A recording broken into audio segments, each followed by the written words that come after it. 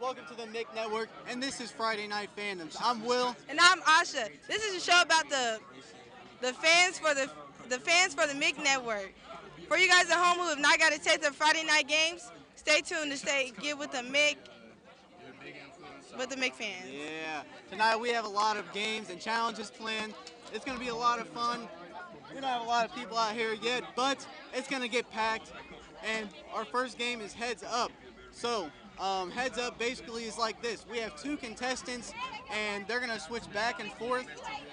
One of them is going to have the phone on their forehead. The other is going to be acting out what is displayed on the screen. So, let's get straight into it. We have our two contestants over here. You guys ready? Here, come over here. All right, here we go.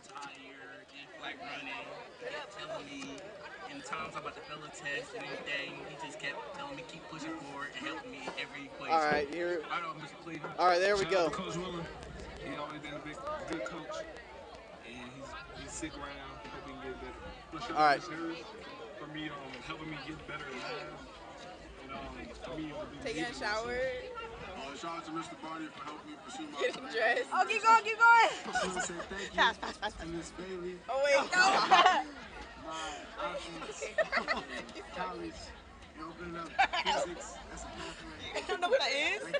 And shout out to Miss Bell. 35 seconds. A ballerina. No, pass. What the heck? My teacher appreciation is Miss Winfrey. She helped me out with keeping my grades up. Getting something. Like that. 25, you got it. Come on. Throwing I something. want to appreciate Miss Bell for letting me try. So close. Come on, 50 seconds. Hold out a candle. Match, a match, a match. Yes. Appreciate you a lot. I want to shout out Coach McClain for always being there. And when I see him to be having a problem, he'll talk to me. 3, Putting 2, something in a drawer. 1, and that It was is homie's it. gas. You put All right. gas. I don't know how to put gas. Okay, so we're gonna have our next contestant go. We about to eat up this season for you, sir. I'd like to thank Mr. Chet, getting me to class, getting all my work done and all that. Little technical difficulties here, but we're gonna get going here. I'd like to give a big special shout out to Ms. Bush. Thank you for being Okay, here we go. one of the times, and I wouldn't be where I am without you.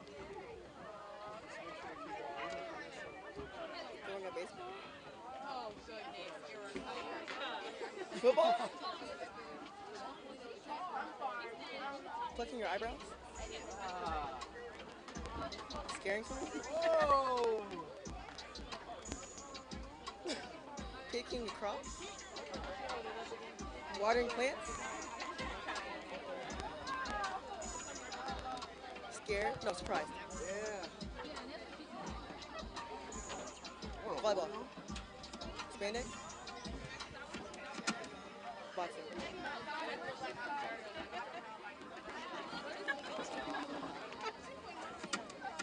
Happy? Clown?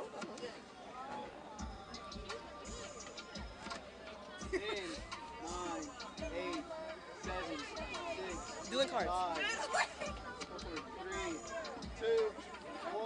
What the heck? And that is it. Well, it looks like we have a winner over here. This is our winner. She got well over what she got. I think we should get some more contestants. What do you think? Yeah, let's get some more Hey, how pit about fans. these two lovely ladies right here? Are we playing a game? Let's play a game. All right, here we go. You know how to play Heads Up? Yeah? All right, let's get into it.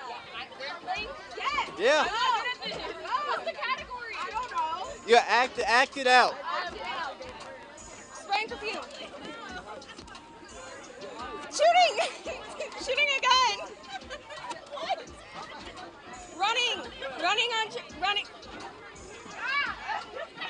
Pole vaulting. Hurdle. Is it a hurdle? Okay. Woo. Frisbee. Absolutely not. Nope. Rowing a boat. Rowing a canoe.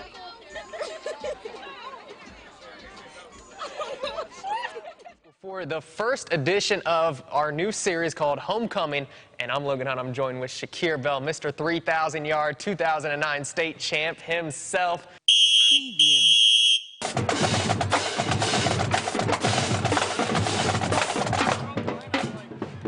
going to take a stroll here through Warren Central High School, through this athletic department you talked about. In 2006, you were a freshman. You got to see the likes of Darren Evans, Jewel Hampton, Dexter Taylor, all the greats come through here. You got to follow right in their footsteps. Absolutely. I mean, you got to think Darren Evans was a 62 touchdown rusher, you know, and that was just in one season. So just being able to watch those guys, watch Jewel Hampton, still one of my closest friends to this day. Then watching George Cheeseborough and Eric Williams, man, this is literally running back U. This is running back university.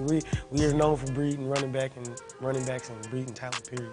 You take a look on the wall, there's 2006. That was back when it was back to 5A state championship right there. You were only a freshman, and that was the last time Warren Central won before you came along your senior year. That was the first ever 4-peat. You got that's history right there. I mean, and if we keep looking down, you talk about some of the all-time greats, first string, second string, all came through. You were just a freshman at the time. You jump forward to 2009. You guys are going to be honored at the football game in the second week of the year against Louisville Trinity for Warren Central. That was a team that you led with 3,000 yards, over 30 touchdowns. What was it like all of a sudden having your names joined in the ranks of some of the all-time greats? I mean, it was kind of like, it was full circle. You know, we had, like I said, freshman year, we had won 4 straight championships in a row. And then sophomore year, we don't win state. And junior year, we don't win state. So it was so much built up as a camaraderie, as a unit, and we just had to do it. Like, I look at all those guys that's on that team and on that picture. It's just amazing looking at those guys. Carmel was one of the only teams that beat us that year. We lost to Cathedral and we had lost to Carmel. So going into that state game, we absolutely wanted to win that game. I had just gotten hurt the drive before. Well, I was hurt. I was playing hurt the entire game. I banged up my ankle trying to make a tackle.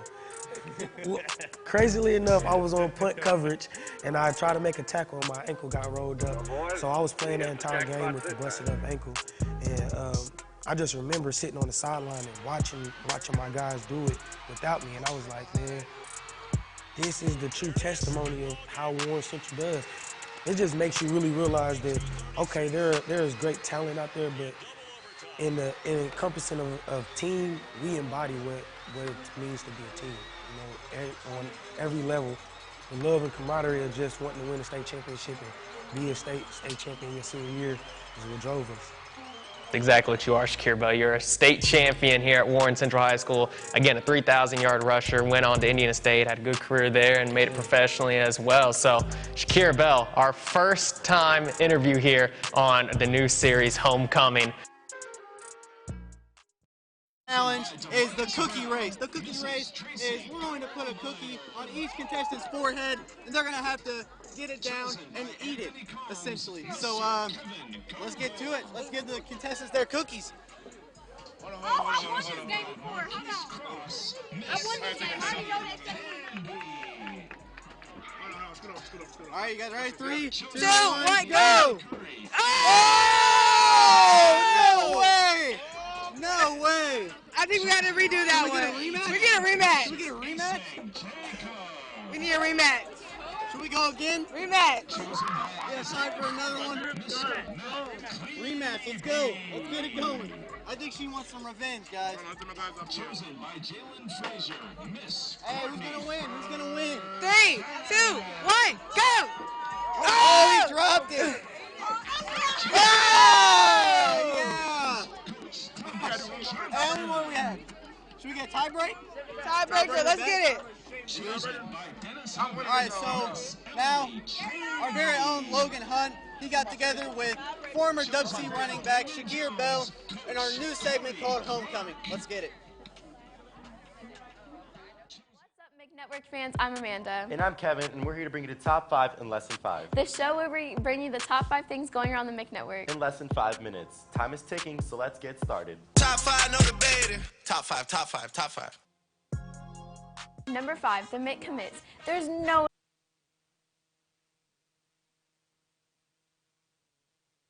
What's up, MIC Network fans? I'm Amanda. And I'm Kevin, and we're here to bring you the top 5 in less than 5. The show where we bring you the top 5 things going around the MIC Network. In less than 5 minutes. Time is ticking, so let's get started. Top 5, no debating. Top 5, top 5, top 5.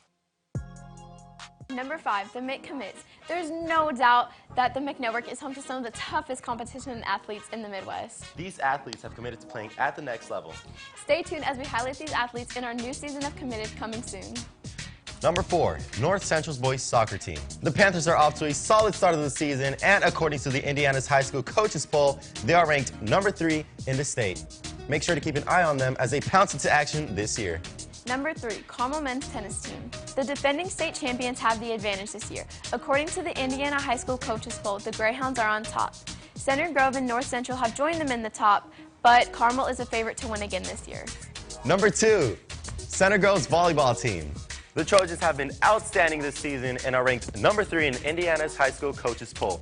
Looks like the Trojans are a team you do not want to miss. And at number 1 on our list, Wyatt Davis. The MIC Network would like to give a huge congratulations to Carmel High School's Wyatt Davis, swimming in the Junior Worlds competition, bringing home 6 medals, 3 of them gold. Congratulations, Wyatt.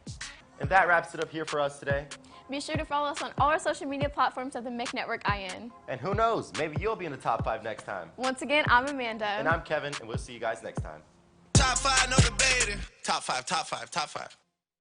Here in the pit, everybody's packing in. It's gonna be an awesome game. So we're gonna send it back. I'm Will. And I'm Asha. See you guys at halftime. What if a car company didn't just build better cars, but help build something more, like community, family, futures? We're Honda, and we're building something more right here in Indiana.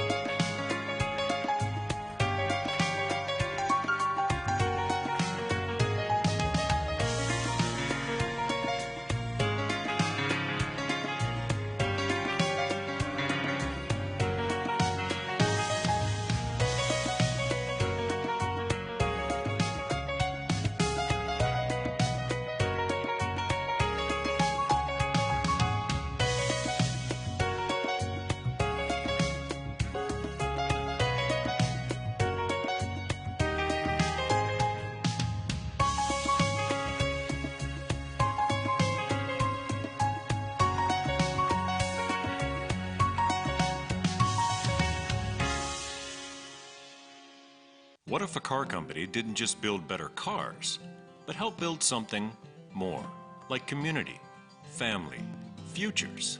Well, that's exactly what Honda's doing, right here in Indiana. We're home of the award-winning Civic and CR-V, and home of the smart, stylish Insight Hybrid, all proudly built in Greensburg.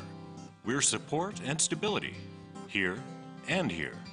We're Honda, and we're building something more together.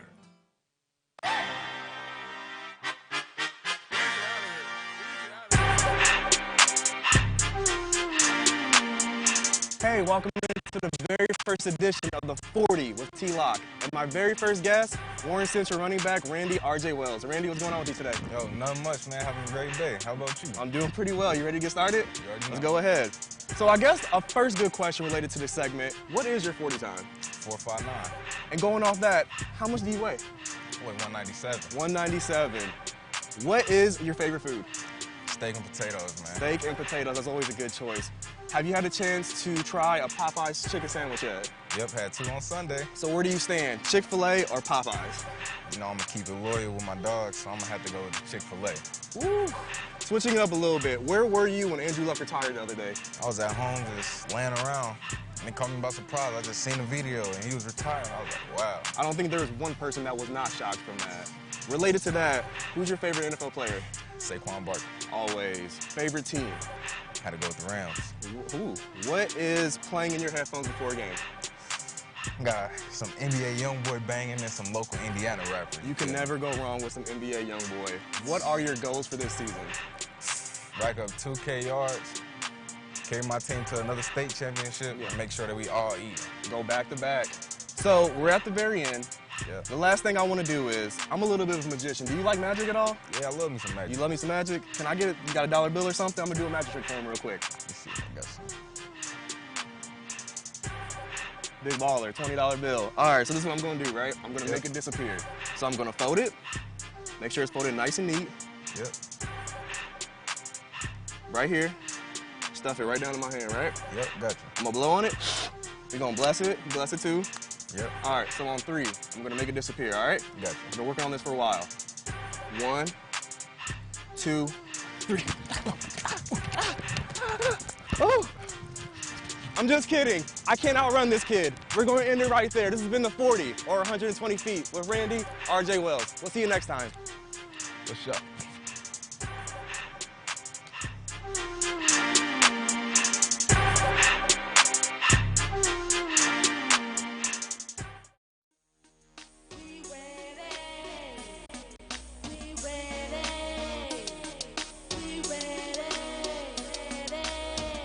We coming for the ring, yeah. So you know we not playing when we step up on the scene, and we do it as a team, yeah. If you don't know, trust me, you gon' see. You better act like you know, act like you know, act like you know. You better act like you know, act like you know, act like you know, act like you know. You better act like you know. Losing ain't an option, especially when you rockin'.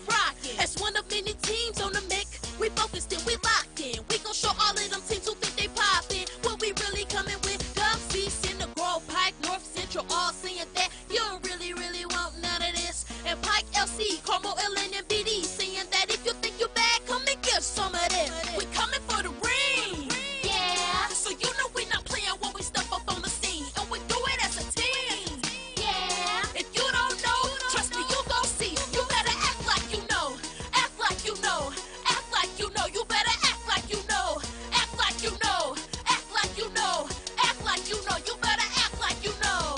We stay ready, so what you talking about? Ain't no back and forth, we ain't gotta talk it out. Show it in your game, not what you say, but in the way you play, because that's what it's really all about. Hard work, work, work, work, work, to the end of the day. Hard work, work, work, is the champion way. And find us on the mic, catch us on the mic, because the mic is where the champions play. We coming for the ring, yeah. So you know we not playing when we step up on the scene, and we do it as a team, yeah. If you don't know, trust me, you gon' see. You better act like you know, act like you know, act like you know. You better act like you know, act like you know, act like you know, act like you know. You better act like you know. We coming for the ring, yeah. So you know we not playing when we step up on the scene, and we do it as a team, yeah. If you don't know, trust me, you gon' see. You better act like you know, act like you know, act like you know. You better act like you know, act like you know, act like you know, act like you know. You better act like you know.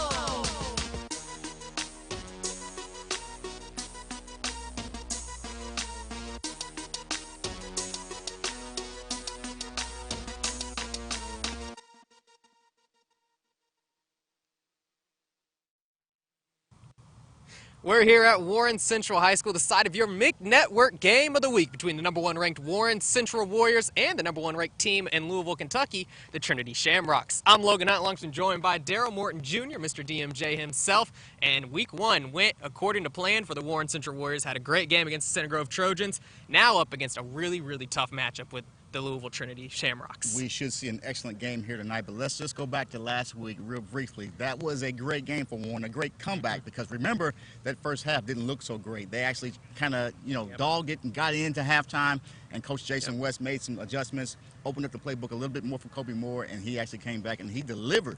Absolutely. Kobe Moore was a tight end about a month ago, comes along, quarterback change, takes over the starting realm, and all of a sudden, like you said, opened it up in the second half. He had 3 touchdowns. We saw 2 to Eli Price, another to Derek Allen. Randy Wells was phenomenal on the ground as well. Really jump-started that offense for Warren Central. And I like what Wells said in the postgame. He said, as long as Kobe calms down a little bit, we'll have a chance. And that's what we really saw. But then ask yourself, if you have a guy that was a tight end a few weeks, prior to the season start, how much of the playbook do you really open up to give him a chance to go? So that first half, perhaps they were just filling him out, came in after halftime, gave him a little bit more, and they discovered the long ball because he did go deep a few times. Absolutely. We'd be amiss if we didn't talk about the defensive stand as well from the Warren Central Warriors, forcing 4 fumbles. They recovered 3 of them. Big-time play from the defensive side of things. Really kept Warren Central in it in that first half. They absolutely did. They came up with some big turnovers because we really thought that Center Grove was just going to run them out of here. Absolutely. But the defense stuck around, kept them close, and actually gave them a chance to be there at the end. Absolutely. Warren Central won 21-14 against the Center Grove Trojans last week in the Week 1 matchup.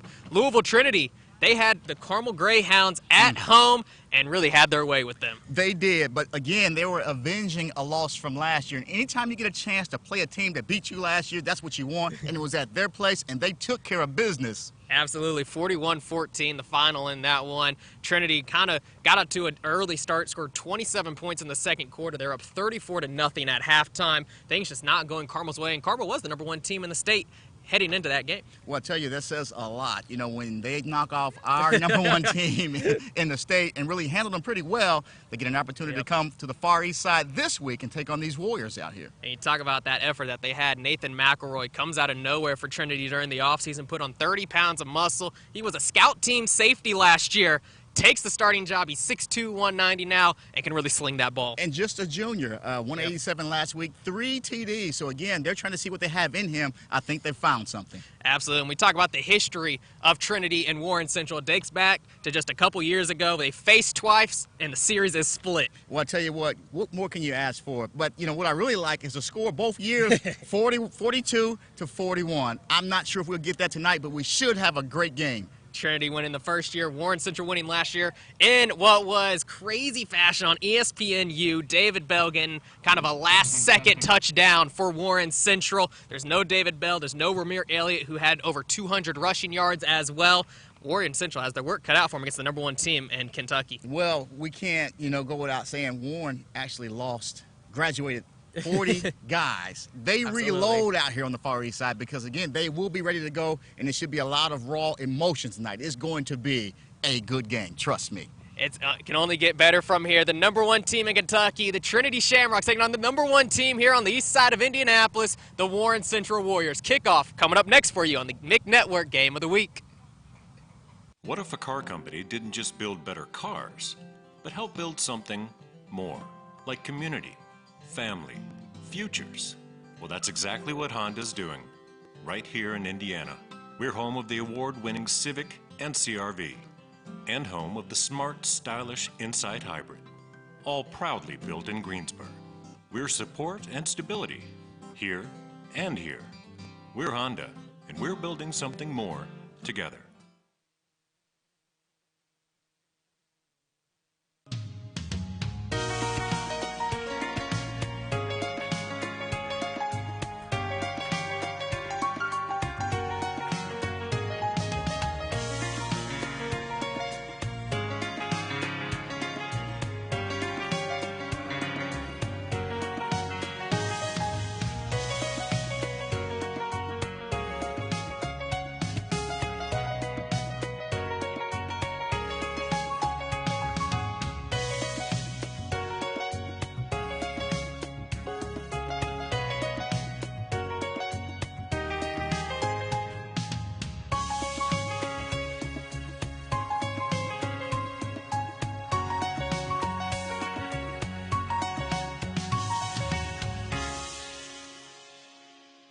The MIC Network Game of the Week is presented by Papa John's, the Indianapolis Marriott East Center, Brand Visions, and Frontrunner Media.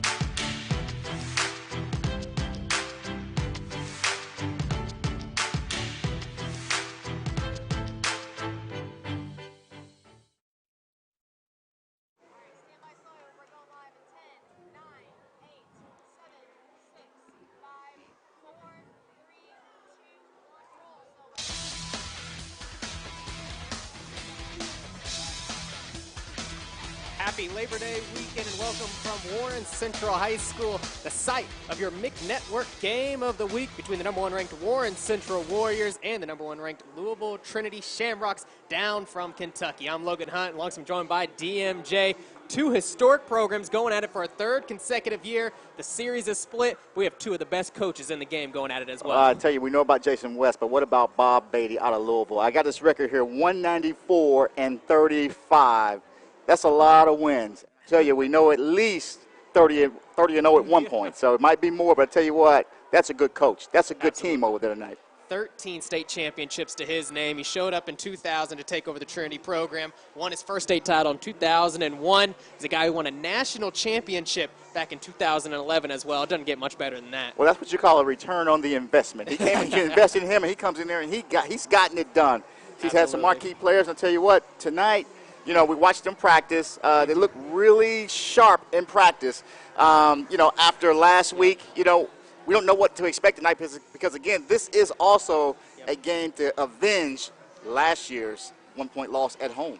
Absolutely, and it's packed here on the east side of Indianapolis. It's the wild, wild west out here, but the big question is, who exactly are the gunslingers? You look at Nathan McElroy for Trinity, great passer all around. We talked about what he did last weekend. 187, he had 3 TDs, 1 interception, but I tell you what, he's just a junior. I think they found something in that quarterback there. He's a guy who was on the scout team as a safety last year, ended up turning it around, put 30 pounds of muscle on, came in, showed Coach Beatty what he could do, took the starting job, and they haven't looked back since as well. Warren Central with Kobe Moore, you got to think that they have a big-time winner there. Had his first career start, looking to get things off started right again as Trinity takes over. Off the kickoff, little room up the middle, brought down right at the 22-yard line. That's where we will start out here on your MIC Network Game of the Week.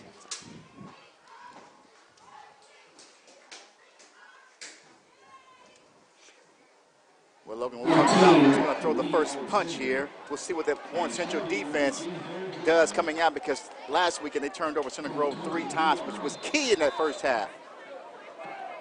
Coming out, spread set here. Nathan McElroy in the backfield. 5-receiver set, 4 men down, moving the pocket left side, nearly intercepted. Intended target was West. I'll tell you, that ball was just, not on target there, and it was almost dangerous because it was tipped and it was in the air just a little bit. Could have been picked off. Bradley West was the intended target. He played a little bit of quarterback last year. Coach Beatty says he's kind of a Julian Edelman type. Got switched to slot receiver, just an all-around athlete. Trinity in the white with the green trim, under center, handoff Tucker. He had 2 touchdowns against Carmel last week, but going nowhere here. Gets maybe a gain of 3. 3rd and long now for the Shamrocks. And I'm sure they're going to see a steady dose of Armand Tucker tonight. He found the end zone last week against Carmel.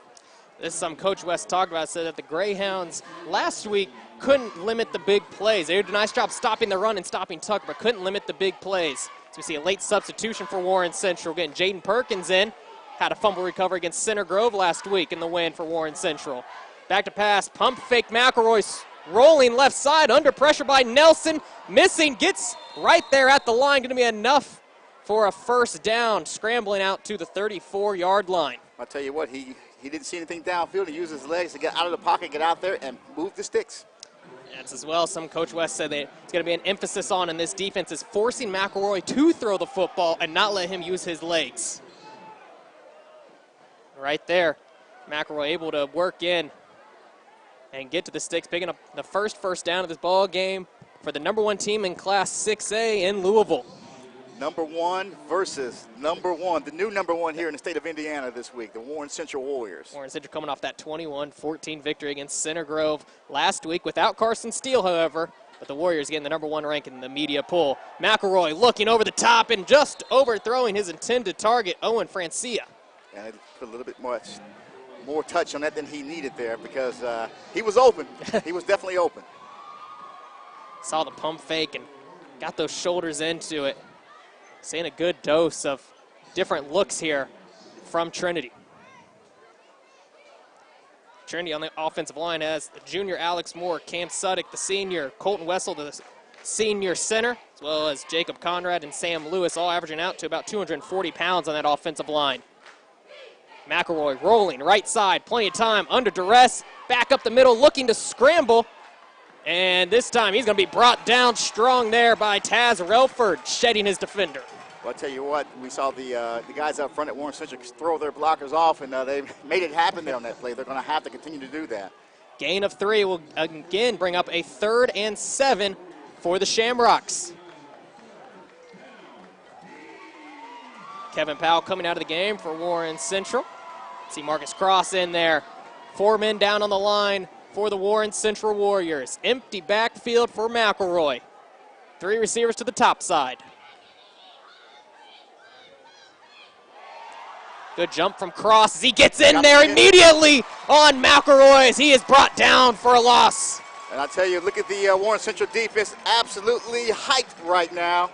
Great first series for the Warren Central defense. Marcus Cross had a strip sack last week against the Trojans, 225, a senior leader for the Warren Central Warriors, getting a big stop on third down. Already a better start to the game for Warren Central than last week. You know, Center Grove came down and they just marched the ball down the field at will. So absolutely a better start this week. Back to return is Eli Preston at his own 15-yard line. Not a good one. Not a good one at all. Racolia getting a nice hop there as that's going to roll down to the 26-yard line and got a very friendly hop there, rolling about 25 yards or so. That's a Labor Day hop right there, I tell you, you know.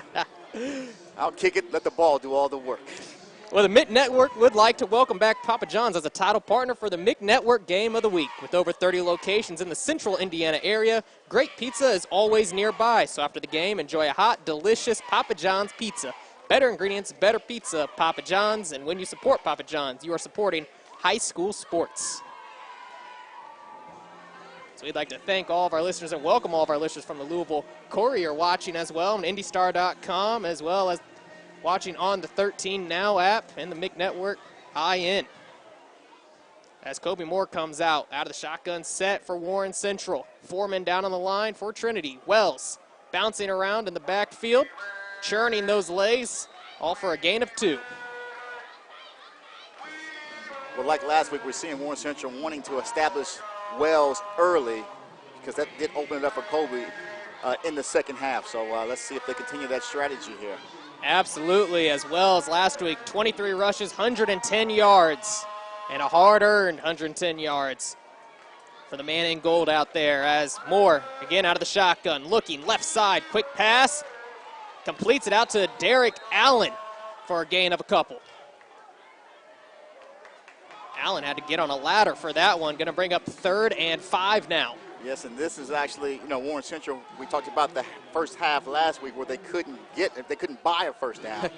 This is a first down they absolutely have to get. This would be a confidence booster here if they be able to get this first down, first possession. 3rd down, keep your eye on number 9, Tyler Robinson on the left side for Trinity. Has a couple offers from some MAC schools. As he gets in there, Moore over the top, has a man, Derek Allen again, streaking over the middle. Excuse me, that's Michael Clark, the tight end, getting in on the action, gets to the 46-yard line. And he ran a great route right over the middle. The ball was right there. And I tell you, already Kobe Moore looks a lot better in this first half than he did last week. A lot more confident. Well, already a first down for Warren Central as Moore going to go under center. Moore, handoff, Wells bouncing back inside, going to get gobbled up and going about nowhere as Trinity was all over that one. First 2 looked like Brandon Stearman.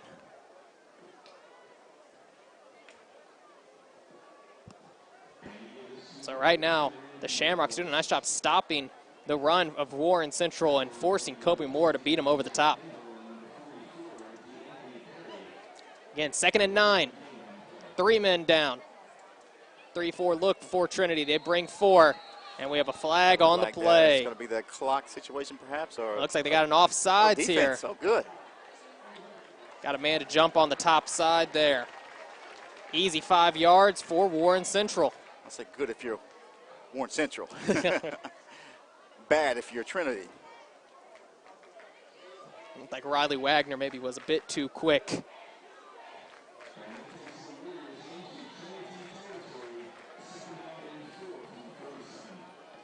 Again, play action. Moore looking over the top, has Chris Atkins and just can't catch up to it.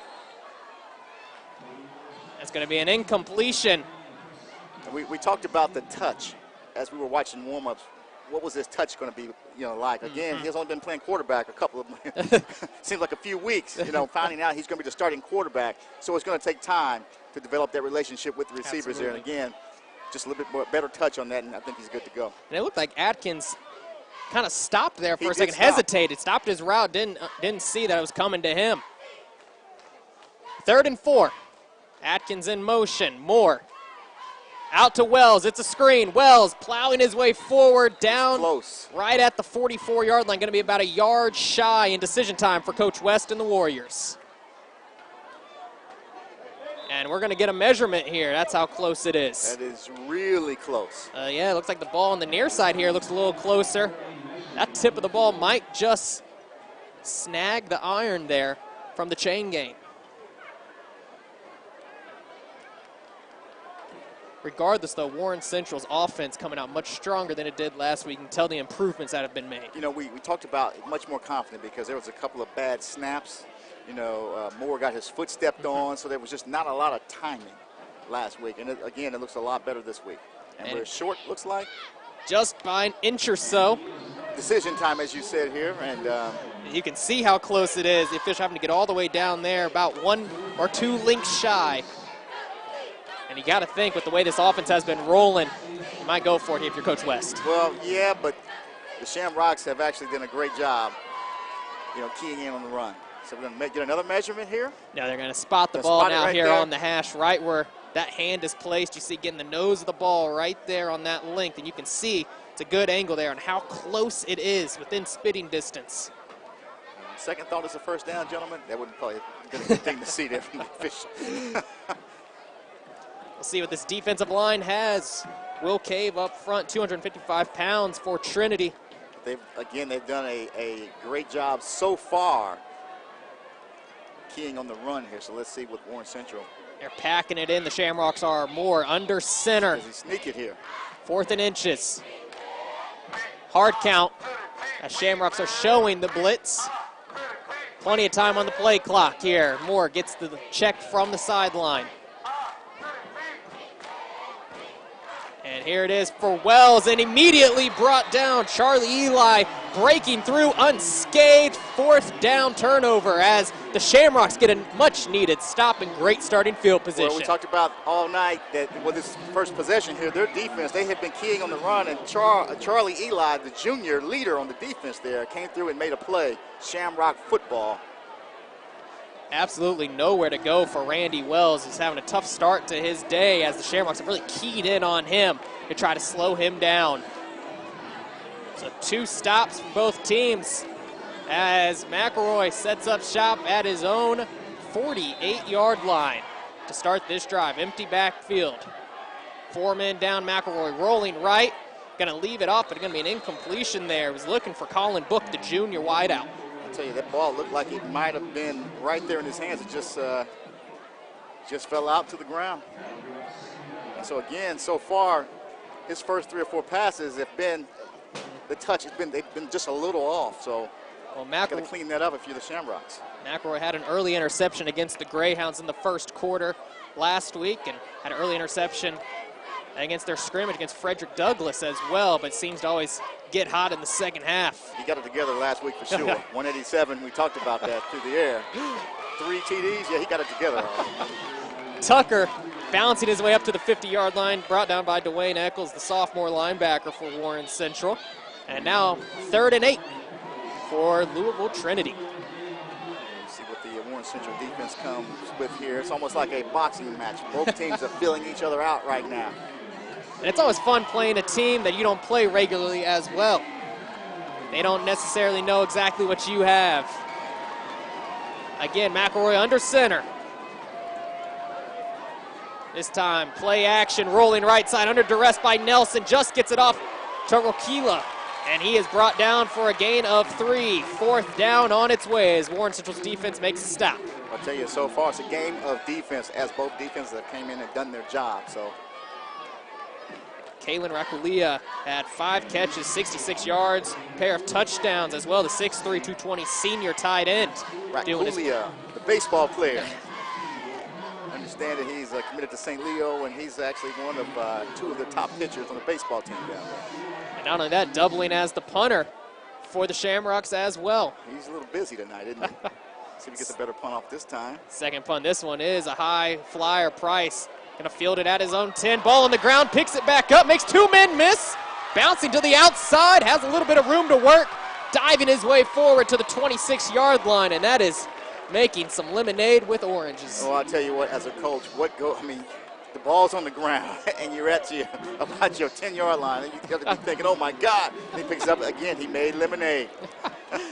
Well, the Marriott Center is a strong supporter of mixed sports and the MIC Network Game of the Week. The Marriott East is a premier hotel located just minutes from downtown. Next time you are looking for a hotel room or a place for your meeting or conference, check in with the Marriott East, Indianapolis. It'd be hard to get some lemonade about now. You know? Well, we had some sun out here earlier. Seems like turned into a cloudy Labor Day weekend on this Friday night. But you like seeing the crowd in it from both sides. A good showing from the Shamrocks, traveling up from Louisville. Through all the construction they made it here. Absolutely. They might be the real Warriors. Exactly. Kobe Moore under center. Second series of this first quarter for the Warriors. Wells, handoff left side, pushing his way forward for a gain of 2, but Louisville Trinity doing a nice job bucking him up at the line. We'll see the game plan is still to establish Wells, but that's not going to be easy tonight. Charlie Eli getting in on the tackle, first man 2 for the Shamrocks. And if you are the Shamrocks, they have a quarterback that's only been there a short period of time. Make him beat us. Let's make this guy beat us, and we're going to key on everything else, and that seems to be what is happening right now. So we'll see what Moore's going to do. Again, 3-4 look coming from Trinity. As Moore out of the shotgun, plenty of time. Over the middle, finds his man, DeMarcus Brown getting in on the action. Down to the 41-yard line, first down, Warren Central. And so far, Moore's passes have been pretty crisp, other than that one he missed down here. They've been pretty crisp and on target. Well, we've been seeing him complete those 5 to 10-yard passes, something he really struggled with against Center Grove. We didn't see it last week. Those balls were in the turf last week, so he's had a good week of practice, looks like. Absolutely. Bunch set, bottom side of your screen, Moore under center. Handoff Wells again, bouncing to the outside, falls forward, had one man to beat. Going to be brought down for a gain of 6. Much better run there. We saw him last week running really hard. That was one of those hard runs right there. A good downhill runner as well. 2nd and 4, under 4 minutes to go in this first quarter. Still a 0-0 ball game. Both defenses holding strong. See right there, Wells just falling forward enough before Aiden McKinley got to him, the safety deep for Trinity. Moore again going under center.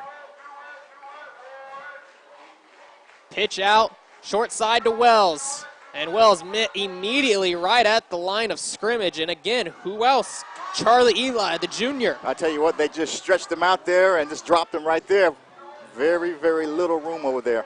6'3", 225 Eli. Tough force on that linebacking core, as you can see, for Trinity.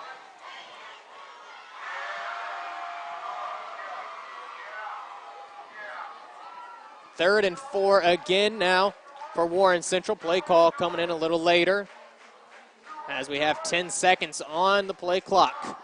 It's going to be close to get this off. Moore out of the shotgun. Wells just to his left in the backfield. Rush picked up. Completed pass to Clark on the far side, and looks like might be a loss of 1 on the play as the Shamrocks once again all over it, bringing the blitz.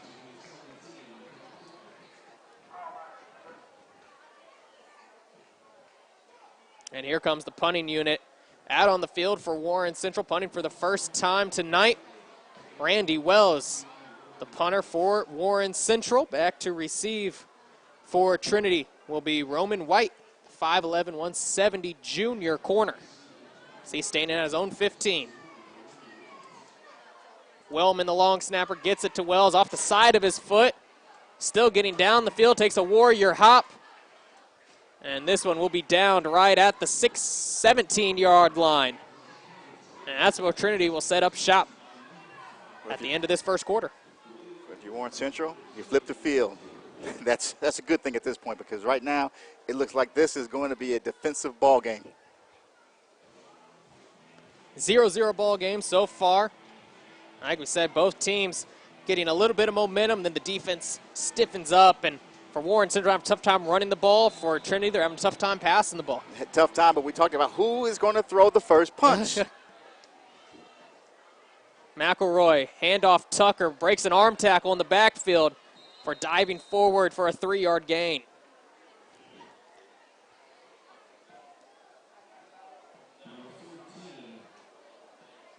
Going to bring up 2nd and 7 now for Trinity as we near 2 minutes to go in the first quarter. It's not often you see this play call coming in from the sideline in a huddle. Old school football there. McElroy under center. 4 men down for the Warriors. Play action, McElroy rolling left side, under pressure, hits his man in stride, bringing it back. First down for Louisville Trinity. You saw Owen Francia making the grab. Francia, the route that he ran there was absolutely spectacular. Came back to the ball, was able to get his feet underneath him, pick up the first down, and move the chains for the Shamrocks. Really a pro-style offense there Absolutely. for the Shamrocks. That was a great route. First down from the 32-yard line. Again, Nathan McElroy under center. 2 tight end set as well. Handoff Tucker. Juking at the line, runs into the official right there. Before Warren Central finally brings him down. Gain of 9, however. Saw the official get bottled up there. Tell you what, we saw the same thing. We saw the official get bottled up last week. It's dangerous territory right there. How about Tucker, though, just bobbing and weaving his way through? Well, you know, we know he did a tremendous job last week. He's just finding his way here and actually helping his team by moving the ball forward. Under a minute to play in the first quarter. Trinity on the move. McElroy going out of the pistol set. Tucker 3 yards behind him in the backfield. Again, handoff Tucker, bounces it outside, brought down by DeJuan Eccles. Gain of 2. I tell you what, that was a great tackle by Eccles because that had a lot more yards written all over that play right there. If he'd have broken that tackle, he'd have got a lot more.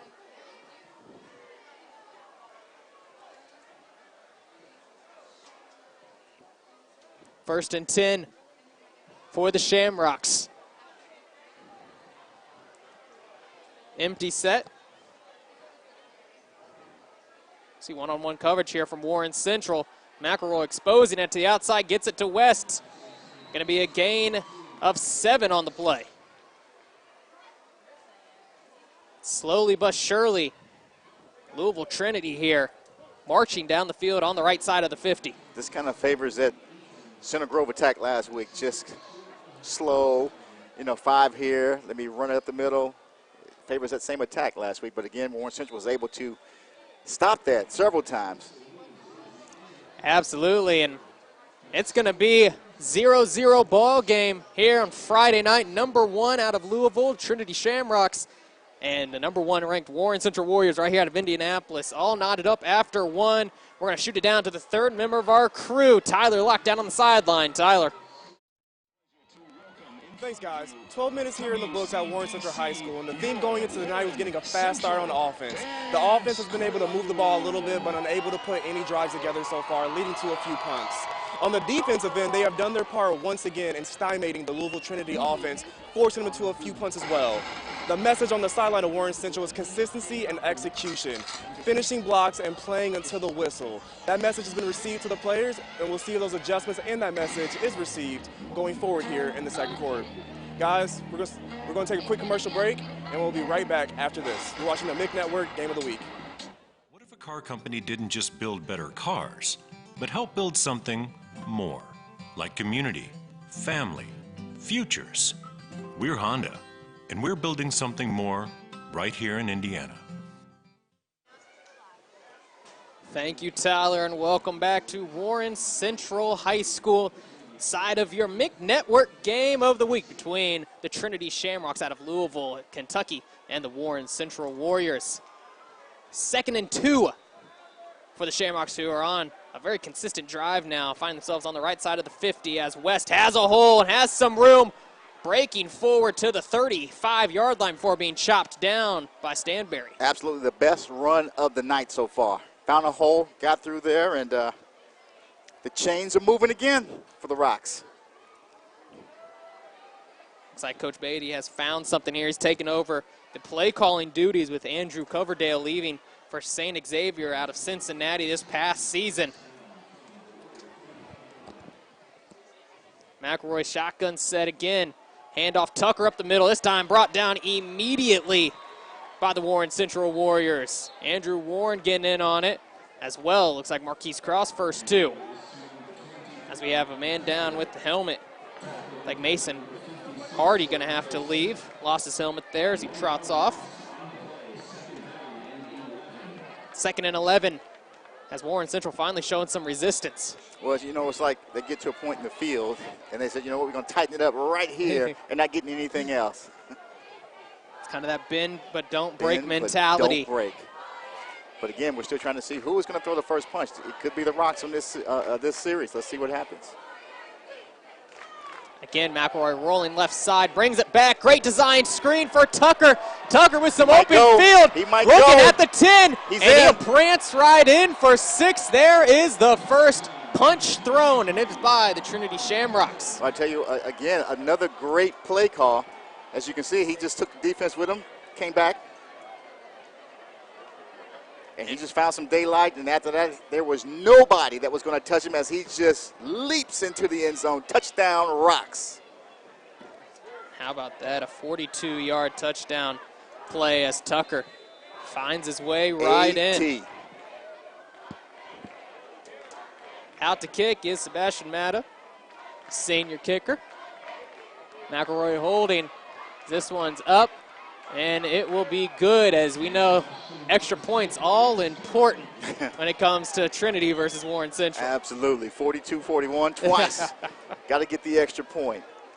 Well, the McNetwork would like to welcome back Papa John's as a title partner for the McNetwork Game of the Week. With over 30 locations in the central Indiana area, great pizza is always nearby. So after the game, enjoy a hot, delicious Papa John's pizza. Better ingredients, better pizza is always Papa John's. 7-0 your score. Not quite an offensive powerhouse performance that we thought we'd see compared to the last 2 times these two teams have met. The defense have really come out and done a nice job, but Tucker, and a great play call there, found 6. That was a great play call. We won't see 42-41, I don't think, unless something magical happens out here tonight. But we are seeing a good defensive football game. And we talked about the first punch that was thrown by the Rocks here with Tucker getting to the end zone. What are the Warriors going to come out here and do? Russell, you know, RJ's had a hard time trying to find anything going on. Wells has a hard time. Let's see what more with his legs, because again, once they started using McElroy's legs down there, things changed a bit. Absolutely, that's some that Warren Central defense is going to have to look at. An offense, you're going to have to find kind of a break in the armor. Say the long boot here, Price going to get a chance to return it from his own 3. Looking to make some magic happen, breaks a couple tackles, being brought down by 3 or 4 Shamrocks right at the 28-yard line. He found a bit of a seam there, and it shut down on him just as fast as he found it. So again, pretty good return. So Eli Price, very explosive player for Warren Central, had 2 touchdowns and the go-ahead game-winning touchdown for the Warriors last week against the Trojans. And again, the second half, when Moore came out and settled down, when he got the time to throw downfield, he was very effective. His passes here in the first quarter looked pretty good. They were pretty much on target, so they're going to have to get more of that and figure out, something against this defense that's actually been pretty doggone good tonight. Here comes Warren Central back out on the field. 3-4 set look from the Shamrocks. Moore under center.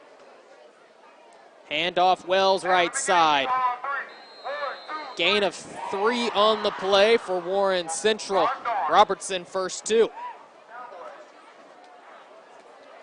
Again, that defense real tough. Led by the Shamrocks, you have Alton Jefferson, a junior, Will Cave, Brandon Sturman, Tyler Robertson, Riley Wagner. Said Charlie Eli before, Jack Dingle. I mean, that front 7's tough to get past. Tough to get past, and we'll be saying Charlie Eli's name a lot for the rest of the night, trust me. And it looks like they have Cameron Hendricks in the game, the 295-pound senior at nose tackle. Lined up right in front of TJ Simmons, the center for Warren Central. Moore back to pass over the middle, going through Atkins' hands, and not going to be racked in there by Clark either. A freak play as it went through one guy's hands and no one could get their hands on it. It did, and I think that's one of those situations where they talked about Moore has to calm down because there was a play there to be made. It's all about the touch on the football, and it was just a bit much on that one. Well, and just like that, you're looking at a 3rd and long situation for Warren Central. Haven't seen them really look over the top yet as Moore rolls to his left, throwing long on cue for Price. And that's going to be incomplete, but here comes the flag.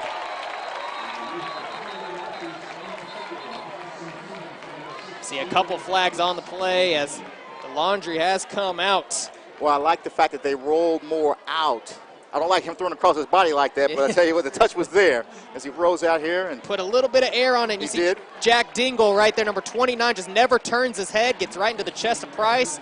It looks like a good call from our angle. That was a pretty good call. I mean, that's a penalty all day long. If you don't get your head around, you're not giving the official anything, much else to call but that. And once again, good recognition there from the offensive coordinator and Warren Central as you see Price getting lined up on a linebacker and taking advantage of it. Absolutely.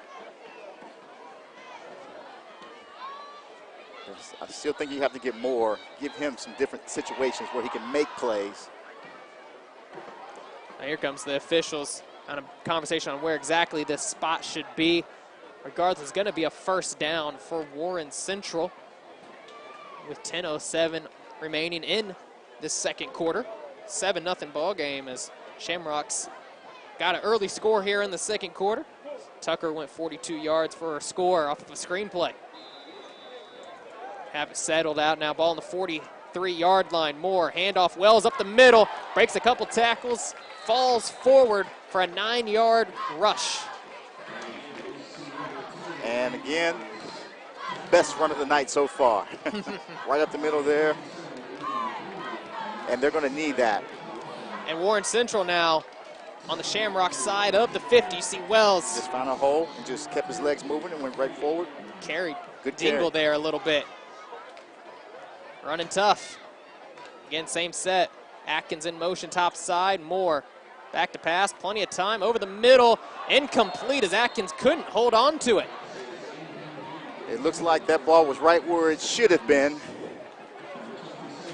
But again, when you have a defender there about ready to put something on you, you think once or twice, and it was a catchable ball. But well, we're seeing Warren Central go with these quick little 5-yard passes. They're just getting right into the gaps of the defense, setting down. And Moore's done a nice job of finding those open receivers. Like you said, just couldn't quite keep his hands on it. Going to bring up 3rd and short for the men in gold. 3 men down on the line for the Shamrocks. Handoff, Wells, right side, pushing his way. He's very, very close. And the ball comes out late, but they'd already called it dead as Warren Central looks like we'll have enough for the first down as the officials discuss. Let's see where the official, where he's standing there. Where he's standing, they just signal first down, looks like, so the sticks are moving. Wells getting a little lucky there as Roman White got his hands on the ball and was looking to go the other way. You see, stood up well right there. Yeah. Calling the play dead. Fortunate situation there for Warren Central, picking up the first down and not a turnover. 1st and 10 from the 46-yard line. Moore under center. Stretch play out to Wells, left side, plows his way forward for a gain of 2, and a flag comes in. It looks like this in the vicinity of a hold on Warren Central. Oh, excuse me, going to be a face mask on Warren Central. Wow, I'll tell you what, the Rocks have done a great job in stretching that Warren Central, stretching them out and really shutting down plays. There hasn't been much either direction they've run on that. Well, when you have that 3-4 style defense, those linebackers have to be quick to the ball. And they are. And they are. Swarming defense from the Shamrocks as, see the face mask call there on Warren Central, going to back them up quite some distance, and those are the type of penalties that just kill a drive. It kills a drive. They're way back in their own territory now, and they're going to have to rely on going to the air here. Looking at 1st and 28 now for Warren Central. Well, I guess that's better than 1st and 29. Just a little. Yeah, the glass is always half full with you, DMJ. 1st and 28 now from Warren Central's own 37-yard line. Moore out of the shotgun set. Shamrock showing blitz. Here they come. They're coming. Get the check from the sideline for Moore. 10 on the play clock. Better find Eli. Now Moore going under center. This time going play action, under duress. Moore scrambling, becomes a runner, and gets himself to the 39-yard line, a gain of a couple as, once again, Eli.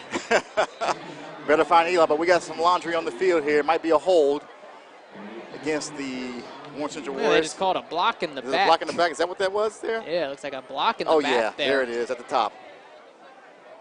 Block in the back on Warren Central. And yeah, it looks like Shamrocks are going to decline this one. And really a smart decline there. Gain of 2, or you know, you push them back even more. You take the down on that one. We'll give up 2 yards on first down on a 1st and 28. Move them any further back, they're on Shadeland.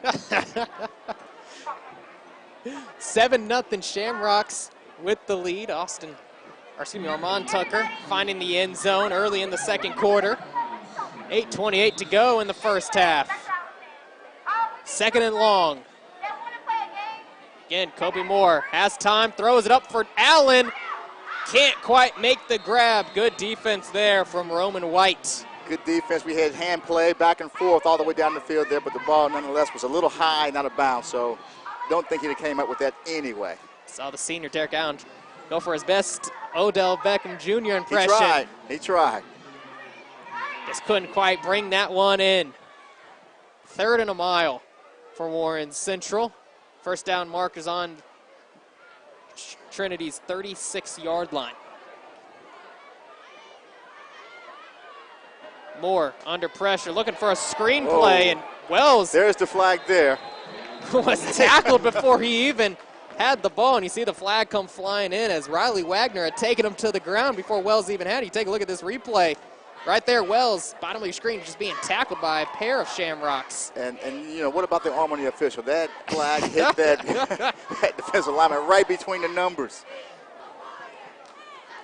As he almost got a completion for that. Well, the Shamrocks were not fooled at all. Not at all, so they got holding. And it's going to be a hold on the Shamrocks. That's going to be a 10-yard penalty. It's like from the spot of the foul. As Warren Central still going to have some work to do. See the discussion there with Coach West. Deciding exactly what to do, but definitely a clear hold there as Wells had been tackled. Yeah, he went down and just looked up at the officials. What are you going to do? And here came the flag right between the numbers. Well, there's 10 yards back for Warren Central. Still going to bring up a 3rd and 16. Maybe a little more manageable. Yeah, well, it's better than, okay, I won't go there again.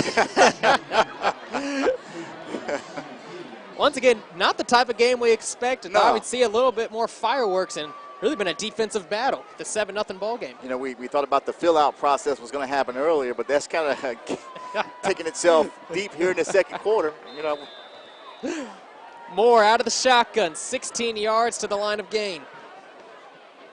Moore, drop back, under pressure from Robinson, looking over the middle. And Price is well covered, an incompletion. And that was one of the passes we talked about, the rushing there. May have been a little short as well. There's 4th down coming up. What are we going to do here? See that punt team come back out onto the field, so the drive stalls for Warren Central after that face mask penalty. It did, and they haven't gotten deep into their territory at all tonight anyway. So that's what they have to be able to do that, sustain a drive, and they hasn't been able to do it tonight. Or break a big play like the Shamrocks did. As Wells boots this one. White gets it at the 10, gets a block, looking outside. Flag comes out late, and this one's going to be coming back as he's brought down right at the 18-yard line. This looking like in the vicinity of a block in the back.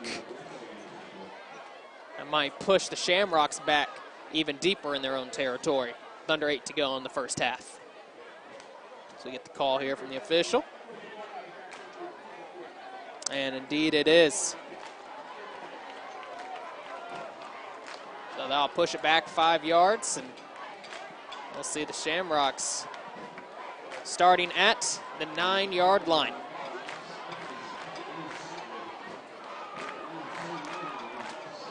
So Shamrocks have done what they needed to do defensively, have a shutout going as McElroy gets another shot now under center. Up a score.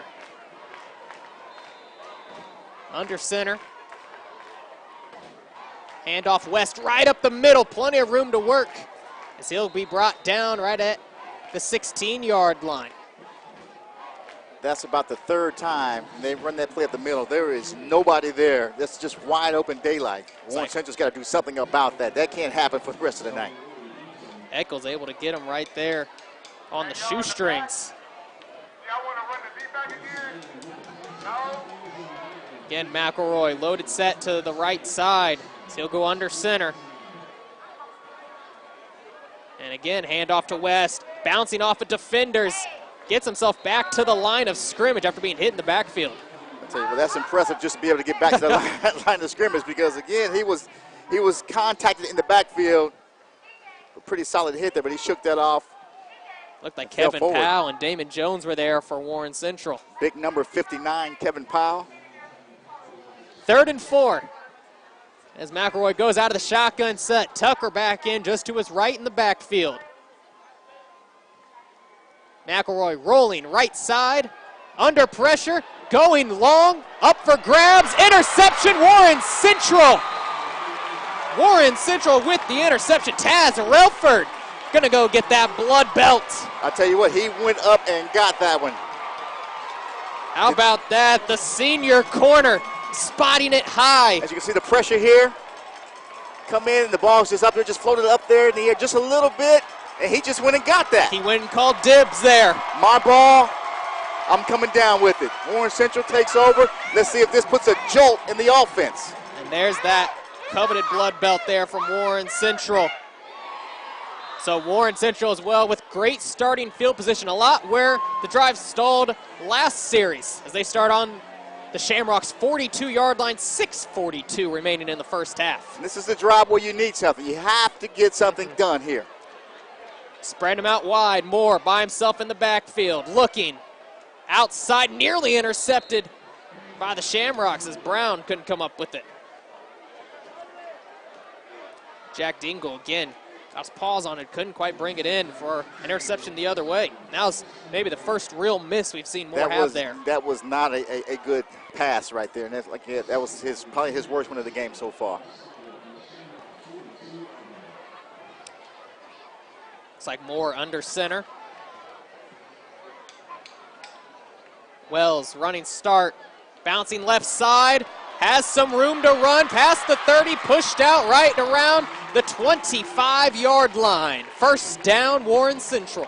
Outstanding run. He took the ball, shifted to the left, got around the end there, and picked up the yardage, as we can see here. Just bounced that thing outside, and he was on the loose. Great run.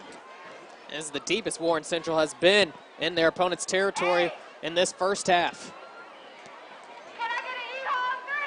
Moore out of the shotgun. Wells just to his left in the backfield. Moore looking left. Nothing there, scrambling up the middle. Takes a hit, still chucking forward, and finally gets to the ground after a gain of 3. And right there, you saw Eli standing him up. Eli's going to be wherever the action is in the ball. Eli is going to be there. You don't have to worry about that. Charlie Eli will be there. 6 minutes to play in this second quarter. And I think with Moore, I think if he'd have decided to run that just a little earlier, he had more room there.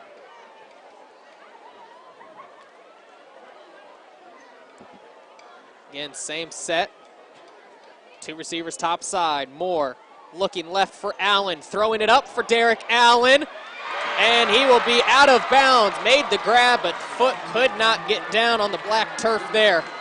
Good defense from Carter Martin, the senior corner. Well, I'll tell you what, you use that sideline as a defender there, and he sealed it off there. And yeah, you can make the catch, but you will not make the catch in the dirt, in the pay dirt. And that was great defense by the Rocks.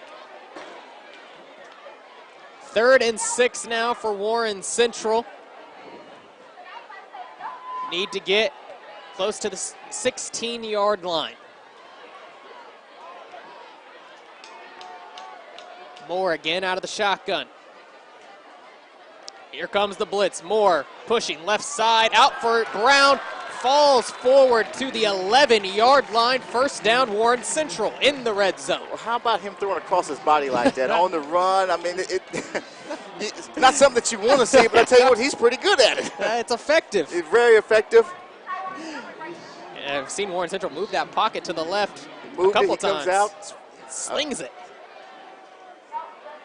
And Brown so gracefully falling to the 11-yard line. First and 10 from the 11. Play call coming in late here for Warren Central. Already down under 10, the clock. Moore out of the shotgun. Wells to his left. Moore looking right side. Nothing there. Scrambling up the middle. Jukes one defender. Jumping in. There's 6 for Warren Central. Kobe Moore takes it himself. And he made up his mind at the right time that time to take off and get out of there, and he got to the end zone. As you can see him here, he looks, didn't have anything, just tucks it, and he's gone. And that's what you want to see more of from Kobe Moore, using those feet. Good coverage from the Shamrocks, and Moore doing it himself. Well, I'll tell you what, we know he was a tight end, so he has no problem running through there taking hits with the football. So I think once he decides that he's going to take off when he can, he's going to be more effective for Warren Central. Joe Jackson tacking on the extra point. Which is big. We talked about that in this series between these two teams, these extra points. Absolutely, as we are tied up at 7-all here at Warren Central High School in your MIC Network Game of the Week. We would like to thank Brand Visions for their support of the MIC Network, and for all your sports or club apparel needs, your best play is Brand Visions. Looking for club t-shirts, company apparel, or team uniforms, make sure Brand Visions will customize a look unique to your organization, because no job is too small or too large for them. See what they can do for you at thebrandvision.com.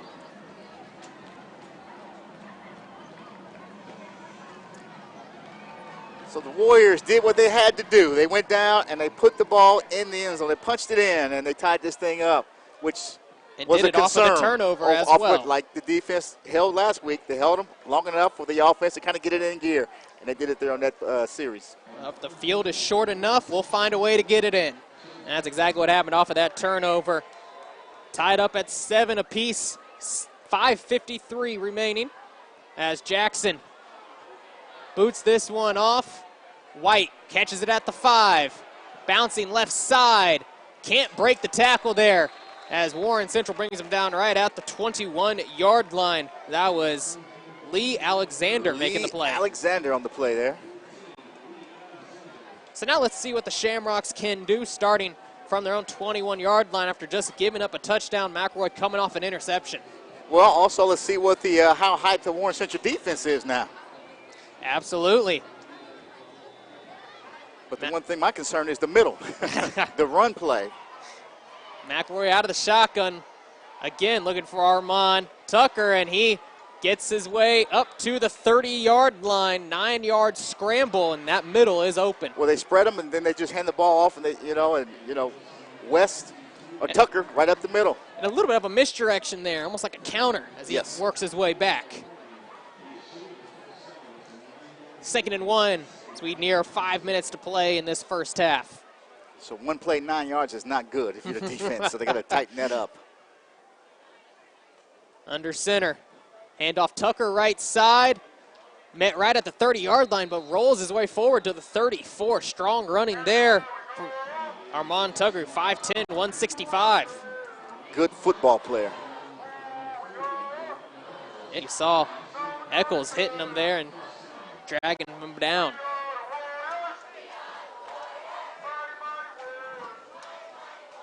First and 10 for the Shamrocks.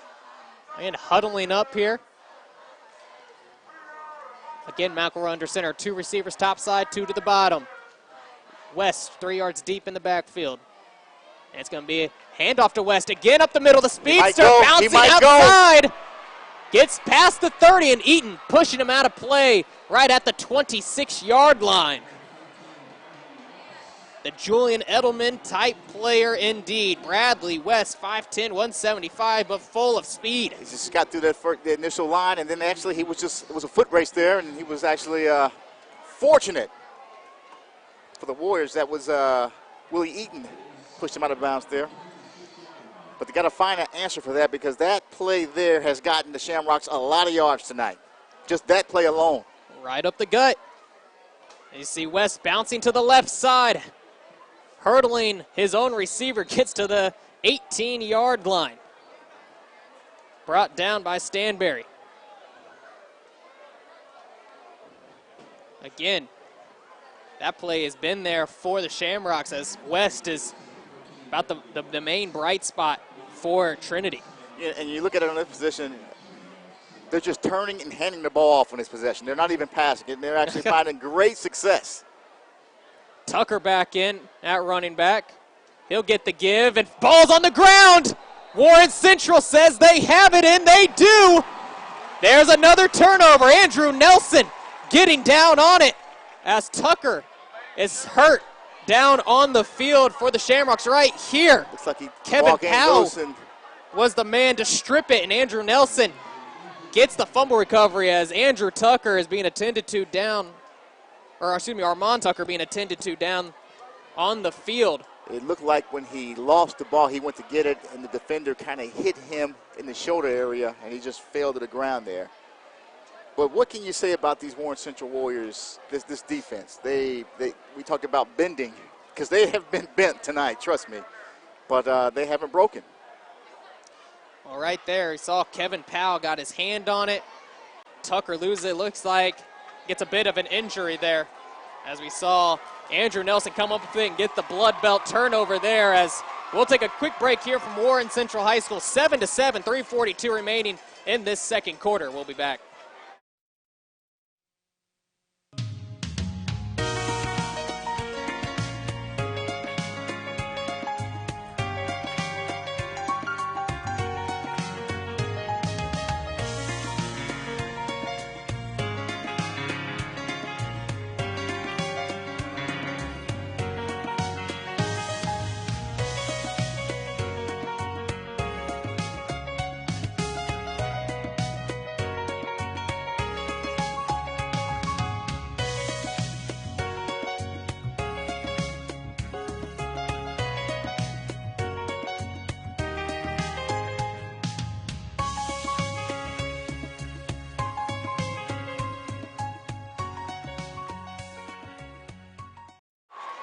We're back live at Warren Central High School. Big play coming forward to Eli Price.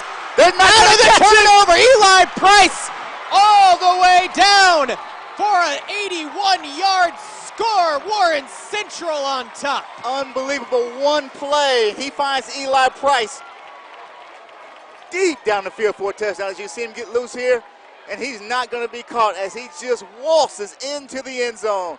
Touchdown Warriors. And how about that?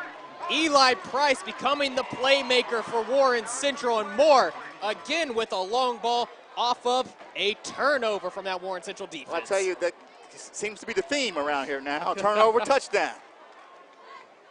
What a turn of events. You see it all the time, but going for the big play off of a turnover. Warren Central executing it as Jackson boots this one right through as well. 14-7 and just a blink of an eye as we take a look back at this 81-yard strike from Kobe Moore, catching the Shamrocks off guard. He got time there to throw it. He just puts it up. Nice touch on the ball. Tight spiral right to him.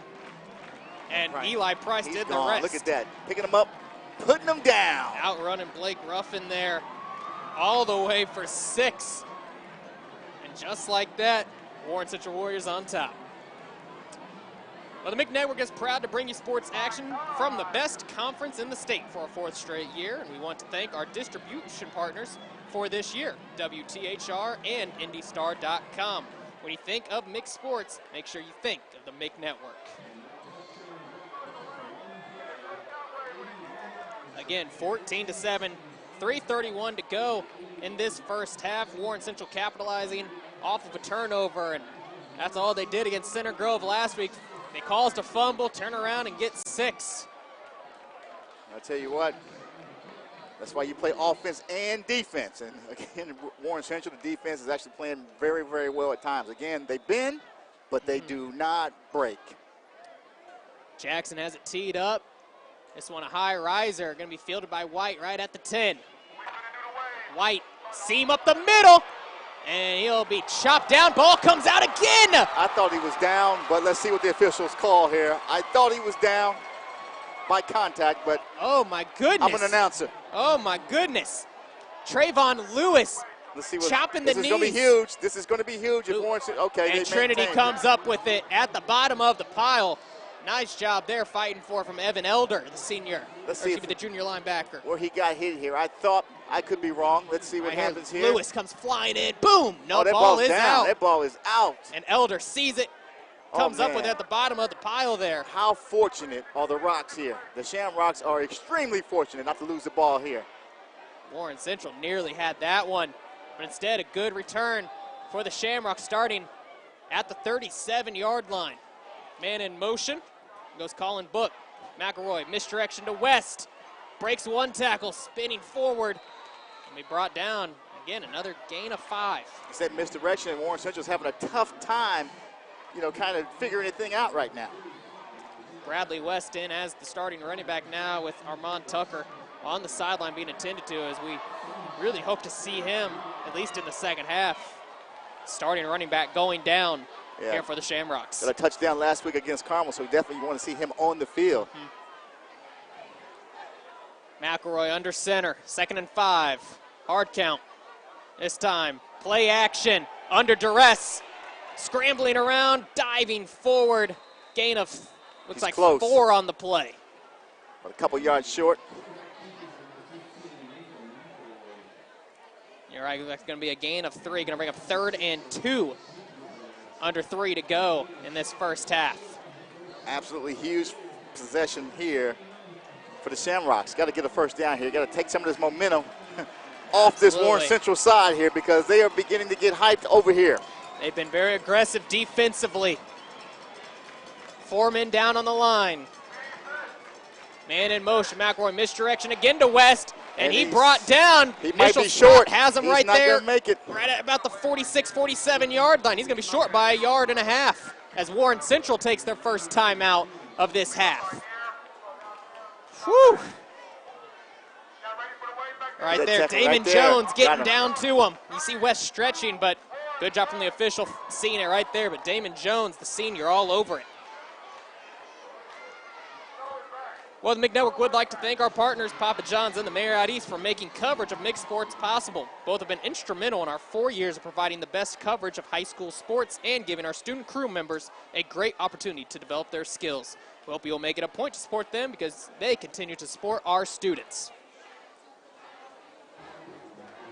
1:59 on the clock, 14-7 is your score. The Warren Central Warriors leading by a score on a Wild Wild West night here on the east side. Wild Wild West. We see the punting unit out on the field for the Shamrocks. DeMarcus Brown in for the Warriors, standing back at his own 15, as Warren Central could have the ball with 2 timeouts remaining. Momentum definitely shifting towards the Warren Central Warriors. They found something with the long ball, obviously. Rakulia back with it. This one off the side of his foot again. Drops at the 30. Takes a hop and a skip.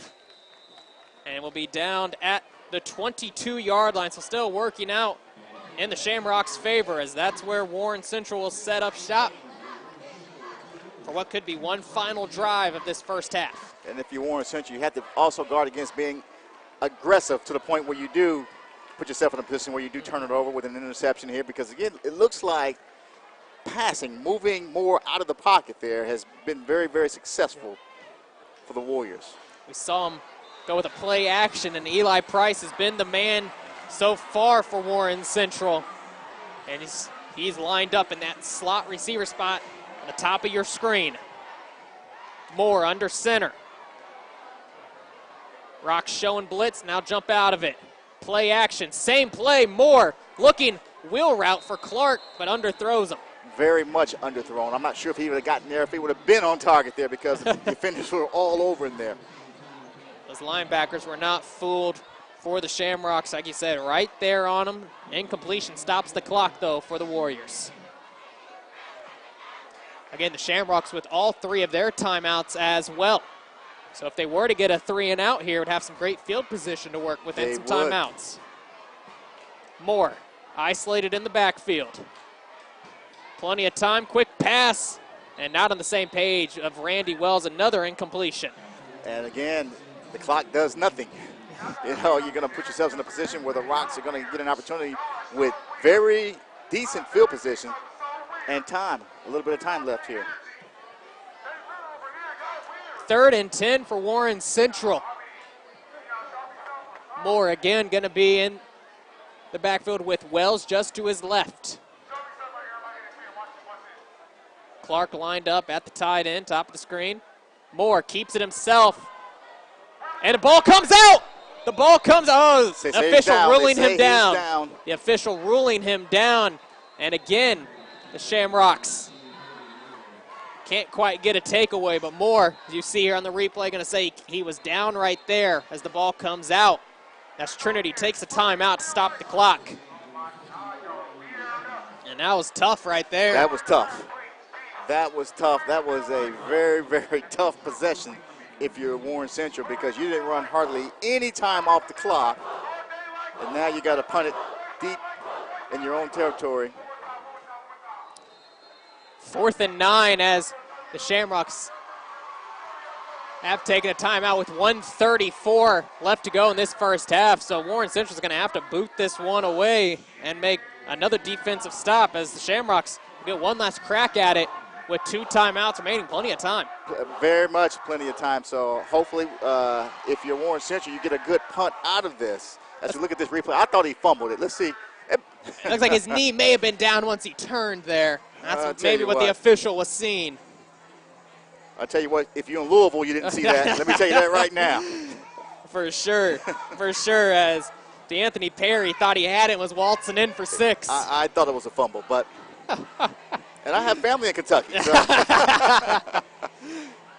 Well, the MIG Network would like to welcome back Papa John's as a title partner for the MIG Network Game of the Week. With over 30 locations in the central Indiana area, great pizza is always nearby. So after the game, enjoy a hot, delicious, sizzling Papa John's pizza. Better ingredients, better pizza is always from Papa John's. And when you support Papa John's, you're supporting high school athletics. Tell you, I had a slice right before we came up here. I doubt if I go back out to the truck, any of that pizza's left. I'll tell you what, doesn't get much better from there. Absolutely. I want to remind you at halftime there, honoring the 2009 state championship team and what was the drive that Warren Central took down Carmel Greyhounds at Lucas Oil Stadium. Make sure you stay tuned during halftime as we got an inside look with Shakir Bell, the 3,000-yard rusher for Warren Central. Wells back to punt it away. Gets a good boot. Fielded at the 45. White with some room, but going to be hit initially there by Leal Warren as he falls forward to the 45-yard line, a 10-yard return, and the Shamrocks, it's a very short field. I tell you, Warren knocked him off balance. He's just spun around and just, like you said, fell forward for a couple of yards there. But again, the Rocks, this is actually pretty good field position with 1:33 left here in the second quarter. Opportunity to do something. 45 yards to get 6. 2 timeouts left, 1:33 on the clock. McElroy out of the shotgun. West just to his left. Here comes McElroy rolling left side. Has a man, throws it to his feet. Incompletion is looking for Wynton Johnson.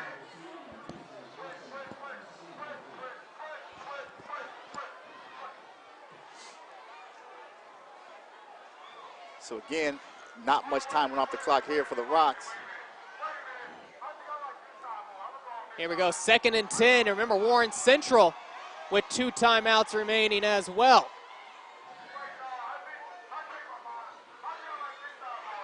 McElroy all alone in the backfield. 5 receivers out wide. McElroy looking right side, under pressure, throws a strike to Book. Got his foot in. Nice grab there at the 26-yard line. Going to move the sticks. And let me tell you, that was a shot downfield. He set up and he got that ball out of there quickly. Great reception. Here's the replay.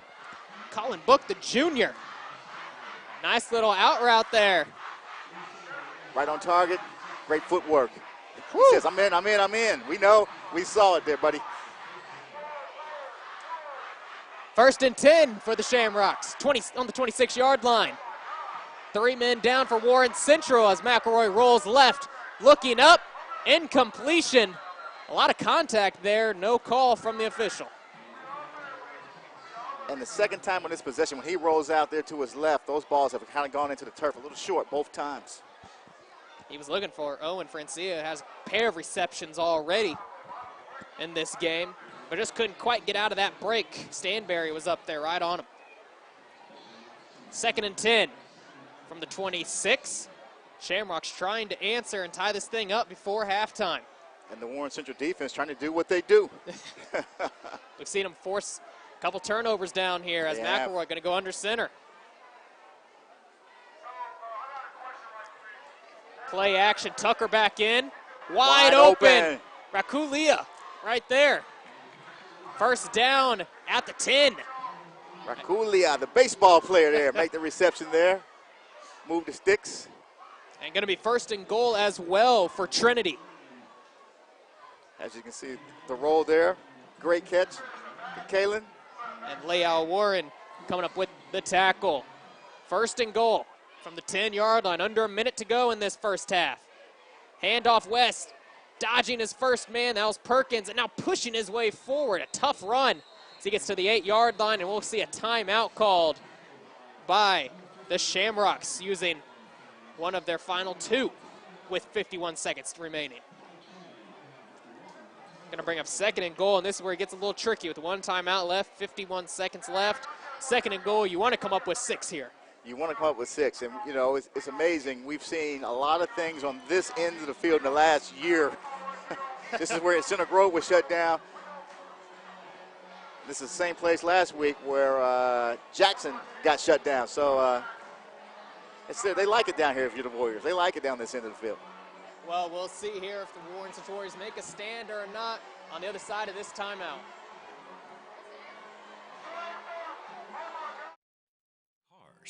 But help build something more, like community, family, futures. We're Honda, and we're building something more right here in Indiana. We're back live here at Warren Central High School, the #1 team in the state of Indiana. The Warren Central Warriors up by 7 against the #1 ranked team out of Louisville, Kentucky, the Trinity Shamrocks. I'm Logan Hunt, alongside joined by Daryl Morton Jr. Tyler locked down on the sideline. You'll hear from him at the end of this quarter. 2nd and goal from the 9-yard line. McElroy looking left side, throwing it up. Has a completion there right at the 5. As that was Winton Johnson on that out route. Clock going to continue to run on 3rd and goal. So he just went out, found a spot, laid down, and moved the ball forward a little bit here. Again, McElroy, handoff West, pushing forward, and it's going to be downed at the 2-yard line, and a timeout called by the Shamrocks with 24 seconds remaining. And Trinity going to be out of timeouts now with 24 seconds remaining. Ball on the 2-yard line, 4th and goal. 4th and goal. And I'll tell you what, they've had some success in the middle of the field with the pound game. Let's see what happens. Do they go to it here? Do they stretch them out? Well, right here, I think the key word is momentum. Momentum. Whoever gets the stop here, if Warren Central makes a stop, if the Shamrocks score, they have all the momentum going into halftime. If Warren Central is able to pull off a stop here, this sideline, this crowd, this place is going to erupt. Because, again, what we saw after the first half last week was totally just the polar opposite of what we're seeing tonight. Well, the Shamrocks are coming out. Looks like they're going to try to play it safe and go for 3. You see the kicker stepping out onto the field. And that's going to be Sebastian Matta coming out there, looking for an easy 3, and I didn't think we were going to see too many field goals. I didn't think that was going to happen either. This one lined up is going to be about a 20-yarder from the left hash. We saw him in warm-ups. This should be almost automatic here. Has plenty of leg, absolutely. 4th and goal. Warren Central might want to be aware of a possible fake here as Matta looking to tack on 3. It's down, up, and it's blocked. It's blocked, and it's recovered by Warren. The Warriors going the other way. He's got blockers. He's got plenty of blockers. room. He's going all the way, goodness. but the play is dead. The play's dead, The but play it's is fun. dead. It looks doesn't great. matter. It's a whole lot of fun.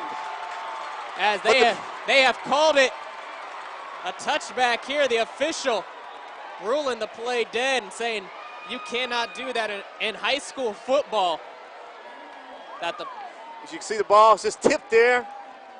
And at that point, again, it's dead in high school football. And I think the officials at some point, you had one guy coming in and say, hey, look, we got to call that off. The other officials were looking back and saying. As Robletta had easy 6 the other way. Big change of momentum, though. Like we said, Warren Central comes up with the big block, makes it happen, as Coach West asking for a little bit of an explanation on the sideline. And if I'm the official. But still, Warren Central coming out with a huge block with 4 seconds on the clock. Say Coach West wants an explanation. Coach, it's high school football. That's your explanation there. You can't do that. Well, if they called the play dead, there should be some more time on the there clock. There should be more time on the 20 seconds clock. did not run off the clock, but they kept the clock running because the clock operator thought the play was still alive, so they haven't caught that. The clock operator had no idea the clock was running out. He was watching the play. Let's just be clear, okay? So Warren Central coming out. There should be more time. Looks like Warren Central going to take a knee. Ball on the 20-yard line. And they're going to be happy to go into halftime up a score on the Trinity Shamrocks out of Louisville, Kentucky. As Warren Central getting the job done with the block. They gave up one big play to start the second quarter. And other than that, have been very strong offensively and defensively. As I told you, we were going to get some more of Tyler Locke. He's down there on the sideline. As Tyler Locke going to talk to Coach Jason West of the Warren Central Warriors as the Warriors lead 14-7 heading into halftime. Tyler going to take it away.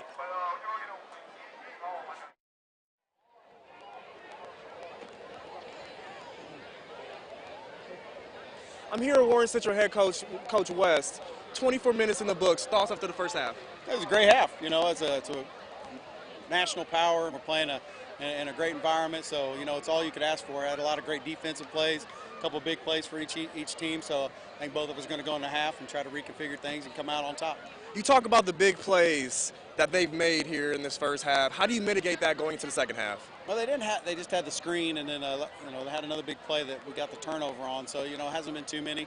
That's going to happen. As long as it doesn't go over 2 or 3 a half, we're always pretty happy. So overall, I thought defense played really well, and then got a turnover, and we just got a block field goal. So everything in that realm, I'm pretty happy with.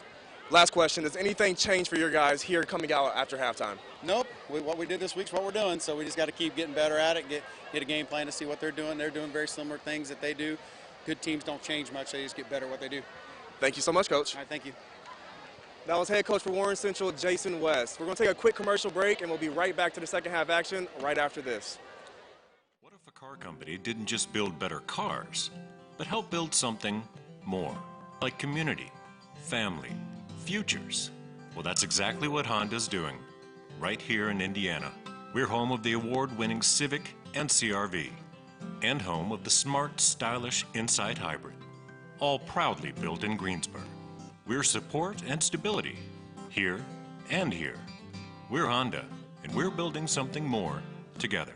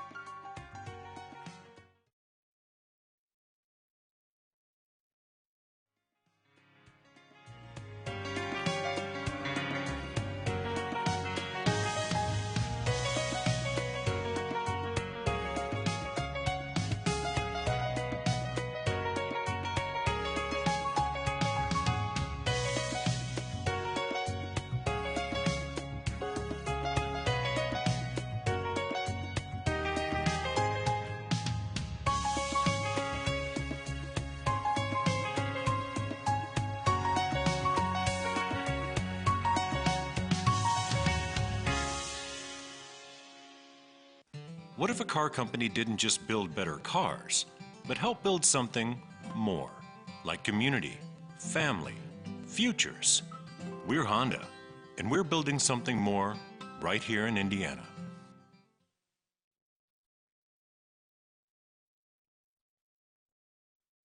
The MIC Network Game of the Week is presented by Papa John's, the Indianapolis Marriott East Center, Brand Visions, and Front Runner Media.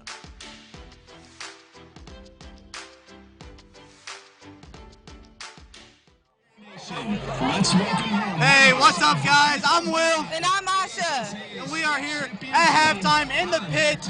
It's going good. It sure is. Yes, it's going great over here. So we're gonna get into our next challenge now. It's gonna be good. It's a challenge for our pit fans to have an opportunity to pie Will in the face. And this is how it works. So we've got two contestants right here, and they're going to be answering questions about MIC athletes and their taste of music. So let's get straight to it. Our first question: what music artist does Randy Wells like to listen to? NBA Youngboy. You both are incorrect. It is Polo G. Yes, okay. It's okay because we have another one. We have another one. All right. What do you think Marquise Cross likes to jam into the locker room? A, DJ Mustard Amigos, B, NBA Youngboy, or C, Lil Nas X? NBA Youngboy. DJ Mustard. You're both incorrect. It's NBA Youngboy. I thought NBA Youngboy. Oh, it is NBA Youngboy. We have a winner here. It's NBA Youngboy. Congratulations. You are the winner of this awesome game. After this break, he will have a chance to pie Will in the face after you check in and see what our other MIC athletes like to listen to.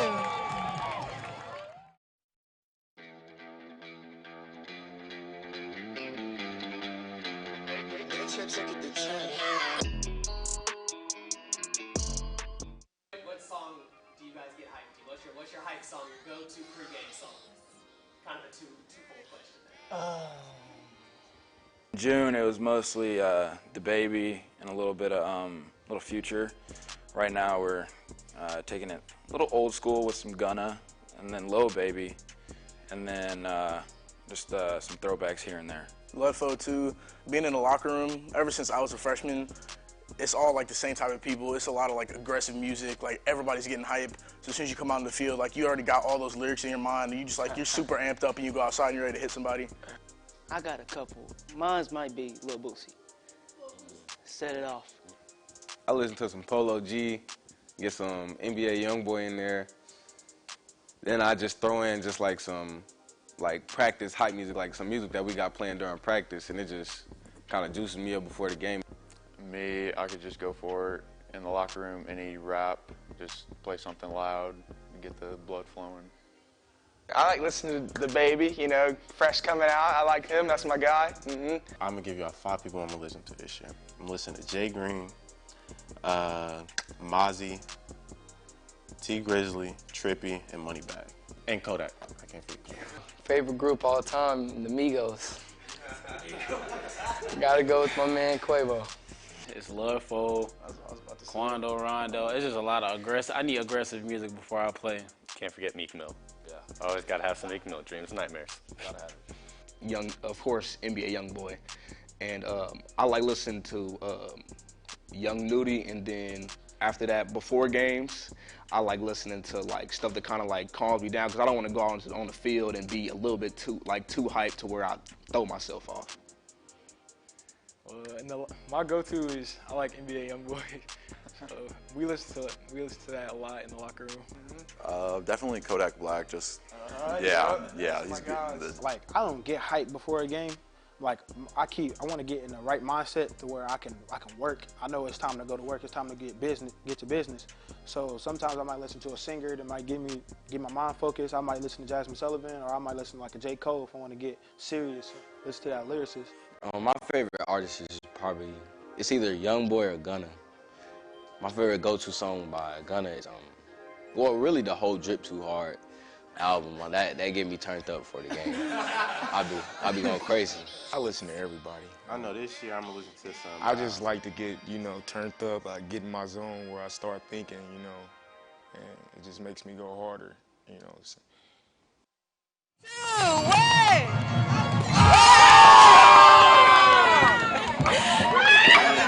How does that pie taste, Will? It tastes great, just like that first half was. Thanks for tuning in. I'm Austin. And I'm Will. And we'll see you next time. What if a car company didn't just build better cars, but help build something more, like community, family, futures? We're Honda, and we're building something more right here in Indiana.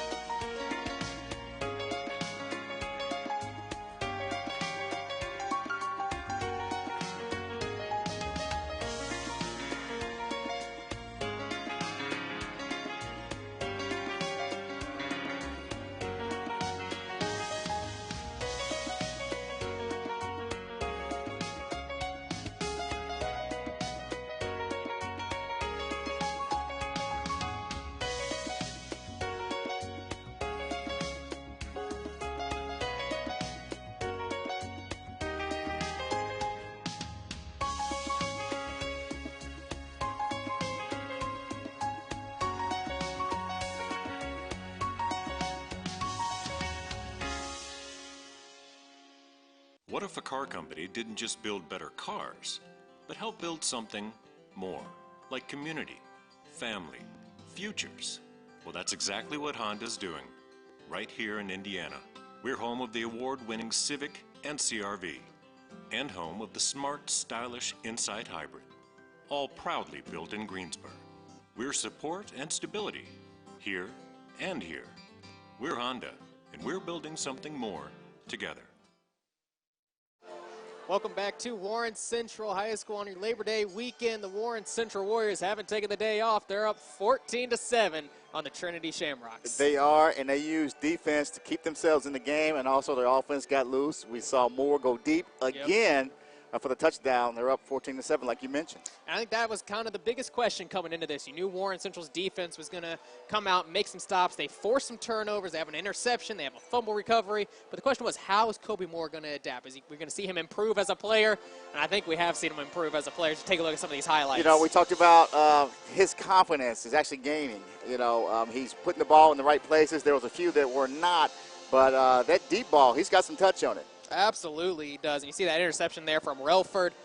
Right here, McElroy hasn't looked bad at all. Here's the touchdown where Armand Tucker gets out in open space, 42-yard rumble in there, and he made him pay. We saw him get hurt in that second quarter. He came back in. Glad to see he is all right and playing.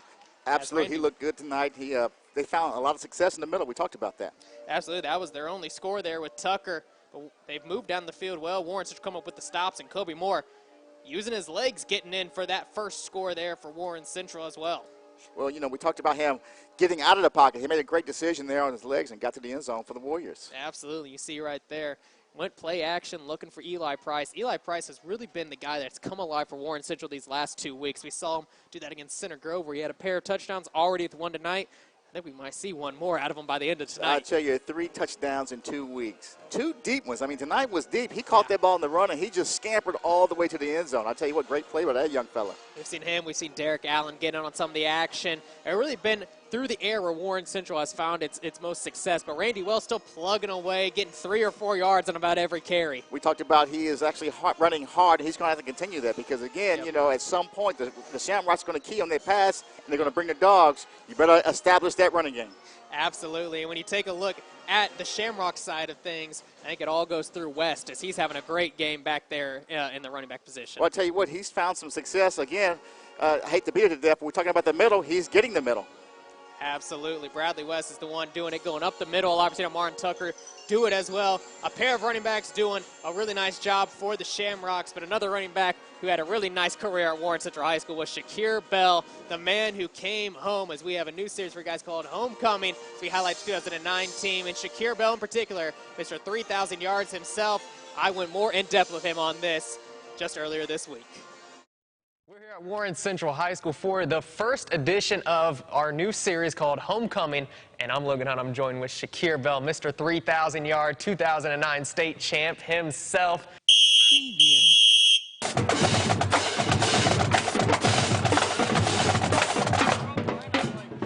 Well, we're going to take a stroll here through Warren Central High School, through this athletic department you talked about in 2006. You were a freshman. You got to see the likes of Darren Evans, Jewel Hampton, Dexter Taylor, all the greats come through here. You got to follow right in their footsteps. Absolutely. I mean, you got to think Darren Evans was a 62 touchdown rusher, you know, and that was just in one season. So just being able to watch those guys, watch Jewel Hampton, still one of my closest friends to this day. Then watching George Cheeseborough, Eric Williams, man, this is literally running back U. This is running back university.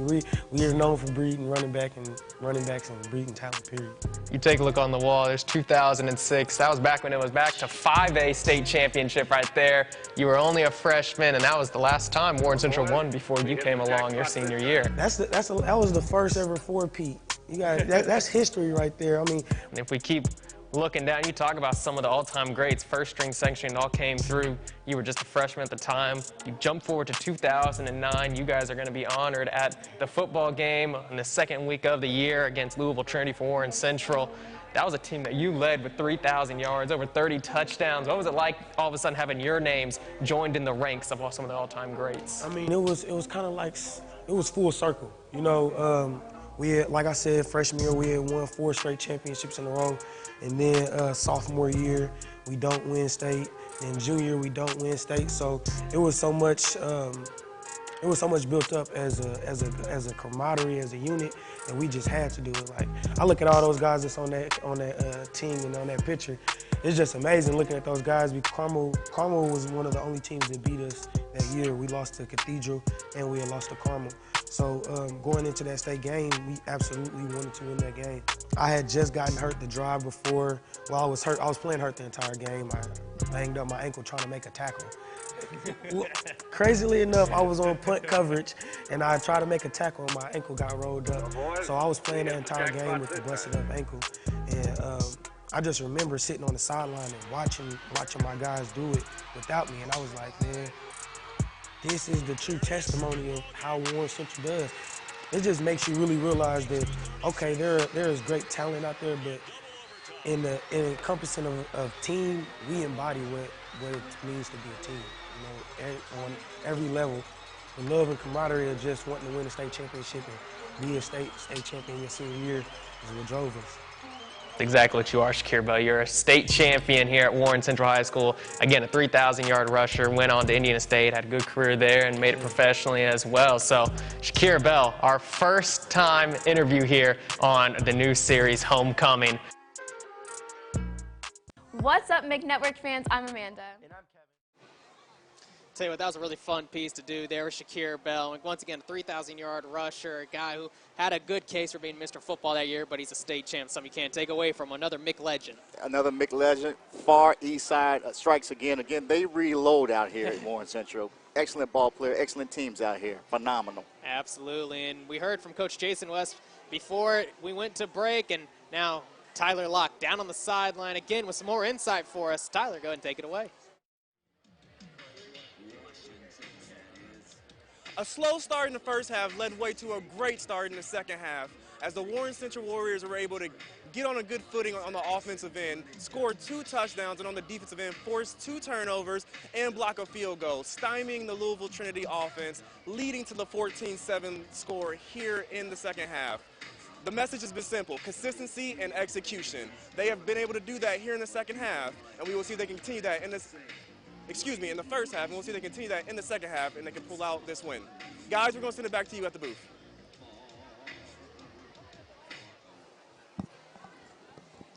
Thank you, Tyler. And once again, 14-7 is your score here as Warren Central leads the Trinity Shamrocks out of Louisville, Kentucky. When we return, we'll have kickoff for you. But first, take a look at the top 5 things going on around the MIC.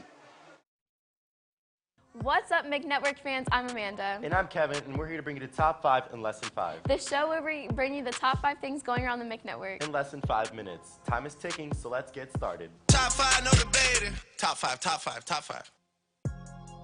Number 5, the Mick commits. There's no doubt that the McNetwork is home to some of the toughest competition athletes in the Midwest. These athletes have committed to playing at the next level. Stay tuned as we highlight these athletes in our new season of Committed coming soon. Number 4, North Central's boys soccer team. The Panthers are off to a solid start of the season, and according to the Indiana's high school coaches poll, they are ranked number 3 in the state. Make sure to keep an eye on them as they pounce into action this year. Number 3, Carmel men's tennis team. The defending state champions have the advantage this year. According to the Indiana high school coaches poll, the Greyhounds are on top. Center Grove and North Central have joined them in the top, but Carmel is a favorite to win again this year. Number 2, Center Grove's volleyball team. The Trojans have been outstanding this season and are ranked number 3 in Indiana's high school coaches poll.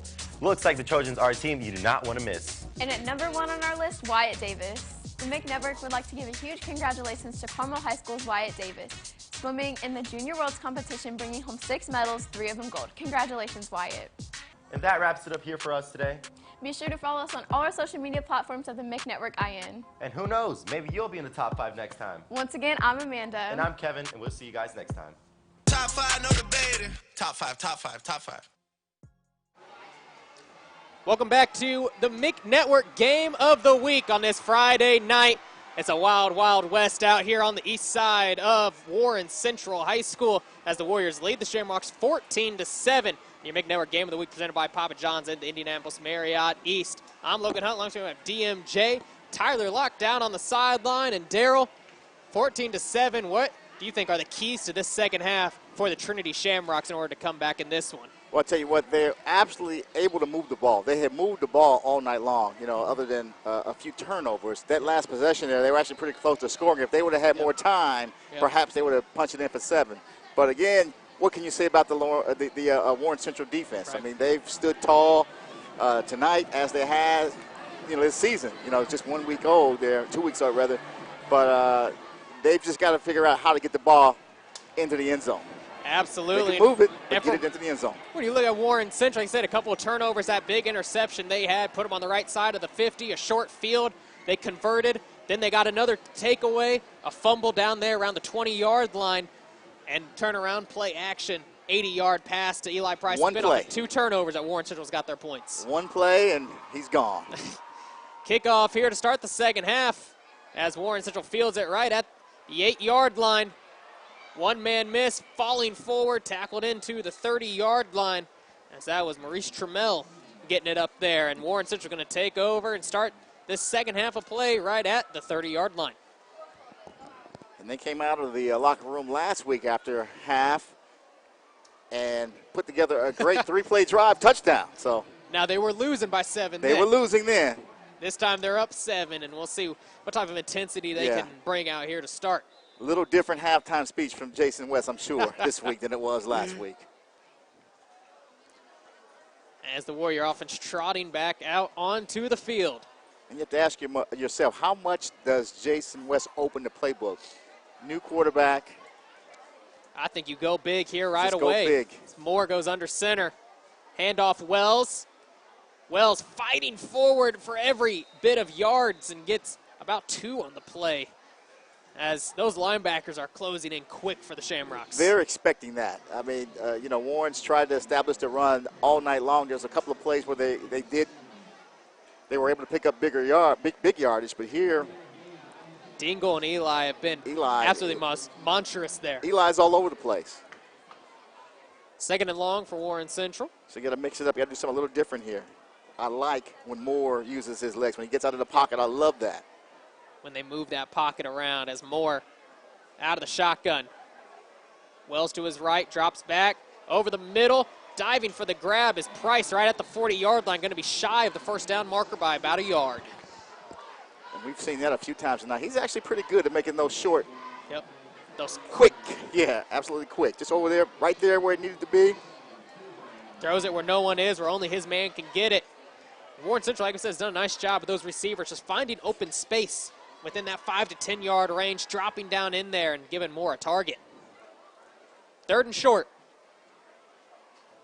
As right there, you see Trinity jumping, and a nice acting job there from Dennis Prater. It was a great acting. Oh, he sold that big time.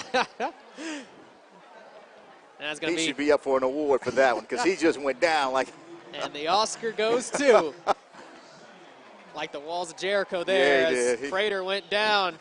Warren Central, though, getting a first down off the penalty there, getting them to jump off. Nice offensive execution. Think that's what sold it? Ball on the 45 now. Warren Central 1st and 10 off the offsides penalty. Moore under center again. Man in motion, Price. Fake handoff, Moore. This time throwing across his body and can't find Clark, who was open about 5 yards down the field. But I like, you try to move the pocket a little bit, give him a little bit different look there. Just unfortunate that ball was not on target there. Just a little short. And a good play action there. It looked like just getting Price in motion. He's kind of been the playmaker for the Warriors tonight. You get Wells in the action as well. Forces the defense to really read it and see where it's coming from. Because that's that play up the middle. They're reading that immediately. There's nothing going on there at all. 2nd and 10. Trips to the near side. Moore.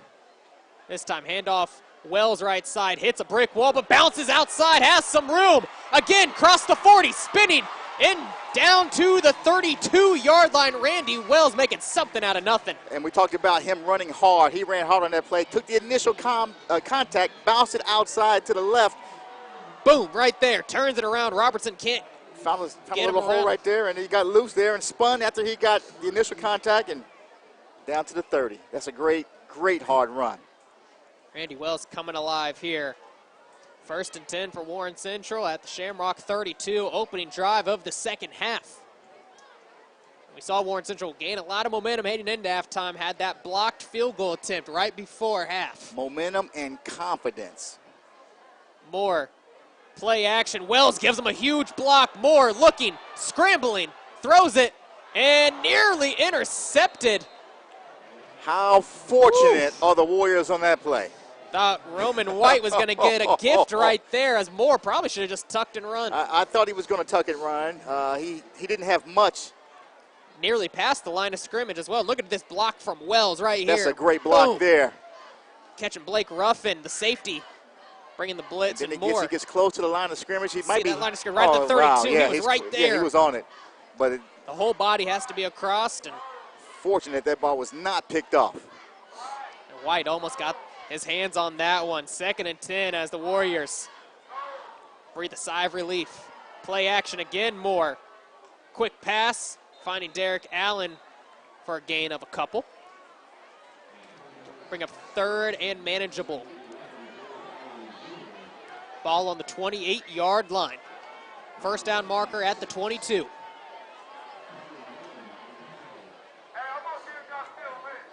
This is where you might see Kobe Moore maybe roll that pocket to the right side. There's plenty of open space out there. See DeMarcus Brown coming in, number 13 at the top of your screen. Really a speedster for Warren Central. Absolutely. If he rolls the pocket, he has more decisions that he can make there. He can tuck it and run it, or he can have guys running loose back there. 5 seconds on the play clock. Blitz coming, Moore right side. Throws it up for Brown to the end zone. Has to wait on it and going to be incomplete.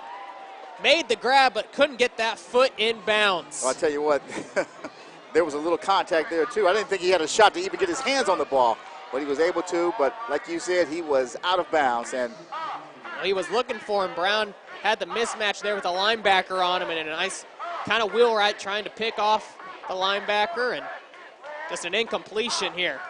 See, he rolled and got time. Did take a hit there at the end, but just underthrew him just a little bit. Just couldn't keep it in bounds as Warren Central's going for it. 4th and 6. Under 10 on the clock as the play call comes in. 5 receivers out there. Wells lined up to the bottom of your screen. Moore gets it off. Under pressure. Over the top. Throws it up. Just too much. And too much for DeMarcus Brown. Just didn't quite have the touch on it. Robertson got in with the hit on Moore. And those two just couldn't connect, and a turnover on downs. Big stop for Trinity to get off the field. Absolutely big stop. I'll tell you, if you had that back, that was that one, that's the touch we talked about. If he just puts that up. Puts a little air underneath it. That's an easy touch. That's an easy 6 right there. As Brown had outrun his man, just couldn't quite find him, led him a little bit the wrong way, and that's something that we talked about. Kobe Moore was a tight end a month ago. He was a tight end a month ago, and that was one of those things Will said last week. If he just calms down, he'll be all right. And that's one, if he had calmed down there, he'd have been okay. Well, here comes West right back at you for the Shamrocks. Breaks it to the outside, makes a man miss for being pushed out of bounds right at the 42-yard line. I tell you what, Bradley West has been a problem tonight for Warren Central. A big problem. Again, they're going to have to figure that out because the Shamrocks are moving the ball. Absolutely, as that's exactly what they need to give themselves some breathing room back there. Warren Central put together a successful drive there to start the second half, but stalls right there close to the red zone. See what the Shamrocks can do. And the Shamrocks run one play and are almost at midfield. Here comes McElroy again under center. And again, handoff to West, left side. Just cuts it right out there. Gets a gain of, it's like about 3 as he stepped out of bounds. And see a man cramping up over there. It's like that's Owen Francia for the Shamrocks. So we hope to see him get attended to. Kobe Moore again, a different look here for Warren Central, seeing where he can and can't put those balls. Going to be second and about 7 now for the Shamrocks. McElroy again, handoff Tucker, play action. Great play action there. Fooled us down there as Rakula gets it and gets pounded down there by Leal Warren, but still going to be good enough for a first down for the Shamrocks. It's a great catch by Rakulia. Rakulia has been a huge target off those play actions, rolling from that tight end spot. We also better say Rakulia. One of those is right. I'm going to tell you that. One of those is right. First and 10 for Trinity now on Warren Central's side of the field. McElroy out of the shotgun set, rolling left side under pressure. Throwing across his body and intercepted. Willie Eaton with the pick. Bouncing outside, falling forward. Flag comes in, multiple flags coming in. But Warren Central gonna come away with another takeaway, the second interception of the night. Willie Eaton coming up big. Well, there was pressure on the quarterback. As you can see, McElroy, there's a lot of pressure on him. He just right lets there, it go. Crossed his body, and Willie Eaton roaming at that safety spot gets himself that blood belt. As you see the flags come in late, so that could definitely be an illegal block in the back on Warren Central on that return. But nonetheless, Warren Central is going to keep possession here, and another turnover as the Warren Central Warriors get out of a jam as the Shamrocks, like you said, were moving down the field. Just another turnover that Warren Central has generated. They're generating turnovers, but the one thing that we did know about this season from the Warren Central side, they graduated 40 players. We know that. We did know the defense would be okay, and we thought the defense would, be the part of the team that would carry them, and it's holding true here. Once again, the momentum shift to the Warriors as they will start out on the 36-yard line after the penalty. 8:33 remaining in the third quarter. As Kobe Moore back out and the pistol set. We saw him getting coached up on the sideline there. As now he'll get under center. Hard count going, handoff Wells left side, finds a hole. Tough running there, gains a couple. First 2 there was Alton Jefferson.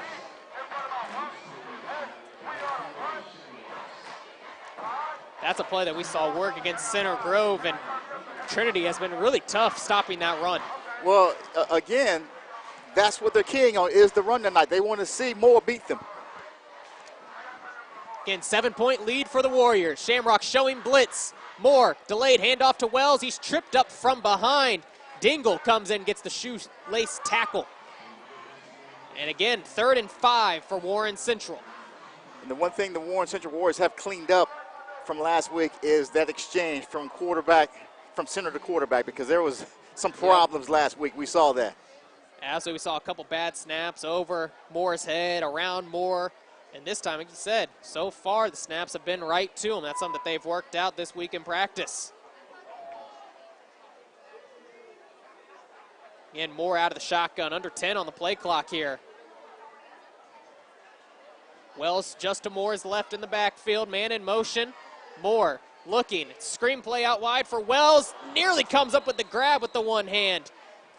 Just couldn't quite hold on to it. Would have been enough for a first down. Let me tell you, that would have been an outstanding reception had he hauled that one in. That was behind him. He tried to pull it in, but wasn't able to make the catch. But that was outstanding effort. See, the Shamrocks not fooled there, Look at looking that. out Look wide. at that. He almost hauled that in.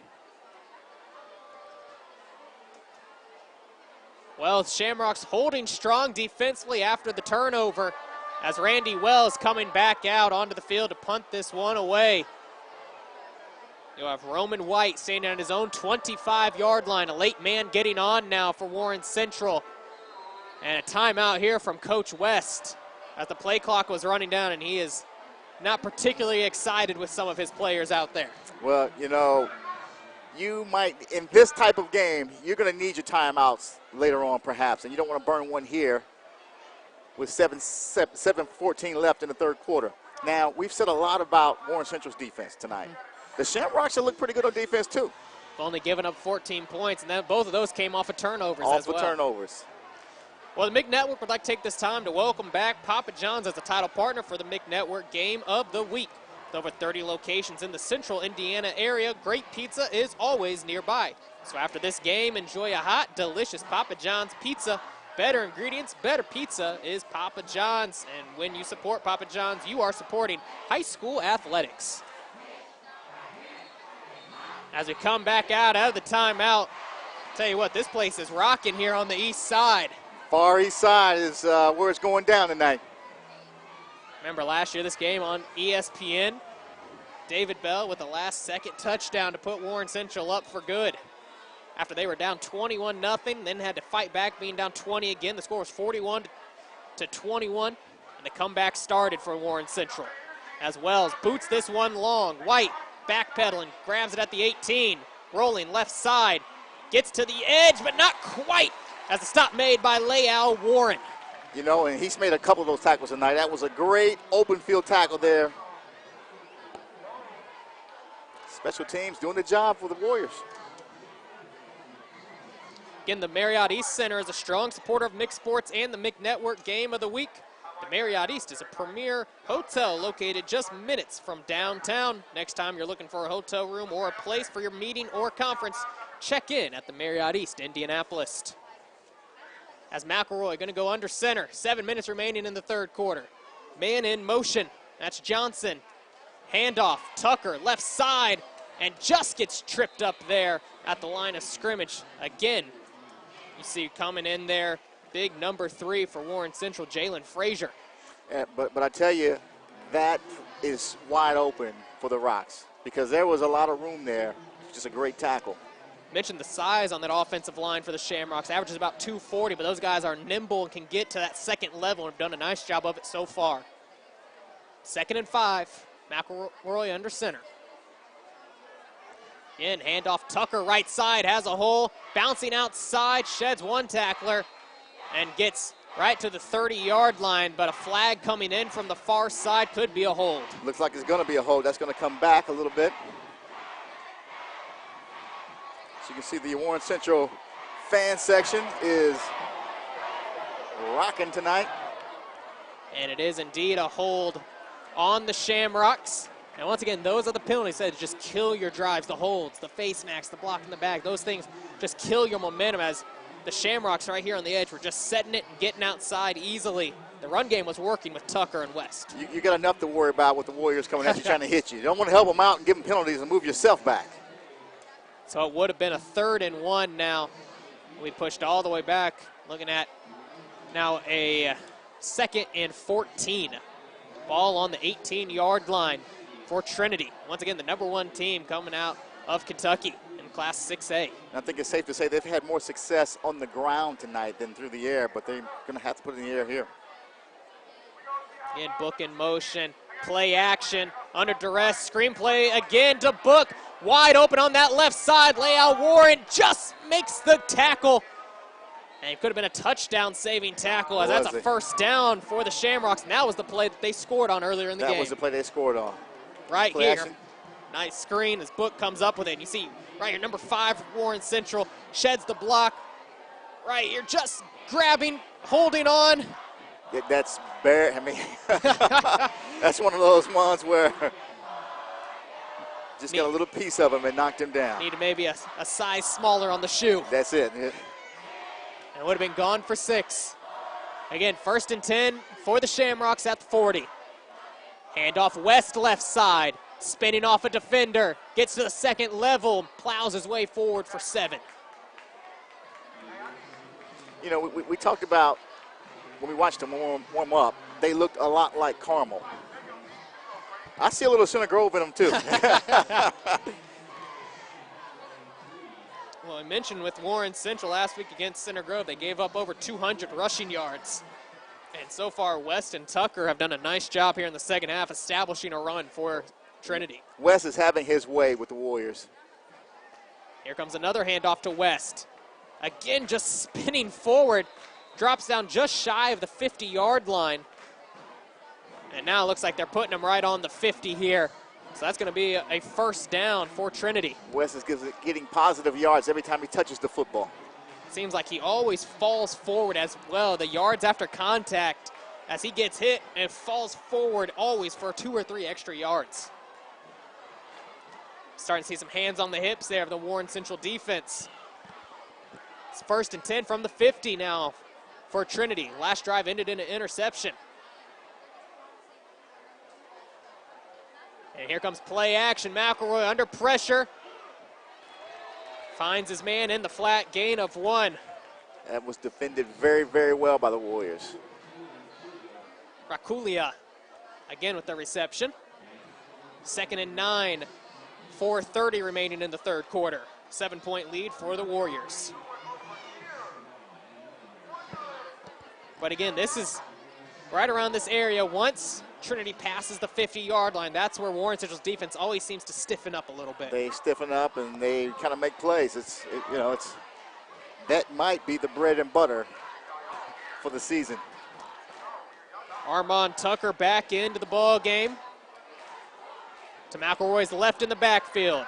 Just gets the snap off in time. McElroy looking left, overthrowing his receiver, nearly intercepted by Stanberry. That was close, like you said. Stanberry was right there. The ball was just a little short in front of him. But the Warren Central defense is very active. Ball was zipped past Ryan Miller, who's been very quiet in this contest. But Ryan Miller had 8 receptions for 94 yards and a touchdown against the Greyhounds last week.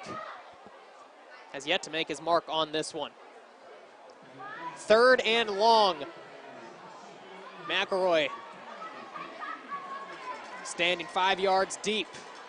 West back into the game, in motion, left side. McElroy looking that way, swings it out to him, open field, but a great open field tackle there from Javion Stanberry, the senior, a loss of 1 on the play. Well, I tell you what, he just drew a beat on him and just put him down right there after he received the football. Outstanding play. They say low man wins, and Stanberry standing at 5'5" usually wins that battle. How low can you go? Let's see what he does here. Comes right there, and he puts him down. Not any questions on that play. And once again, the drive stalls for Trinity once they inch past that 50-yard line. Warren Central bending but not breaking defensively. Brown, the return man for Warren Central, standing at his own 10. Punt gets off.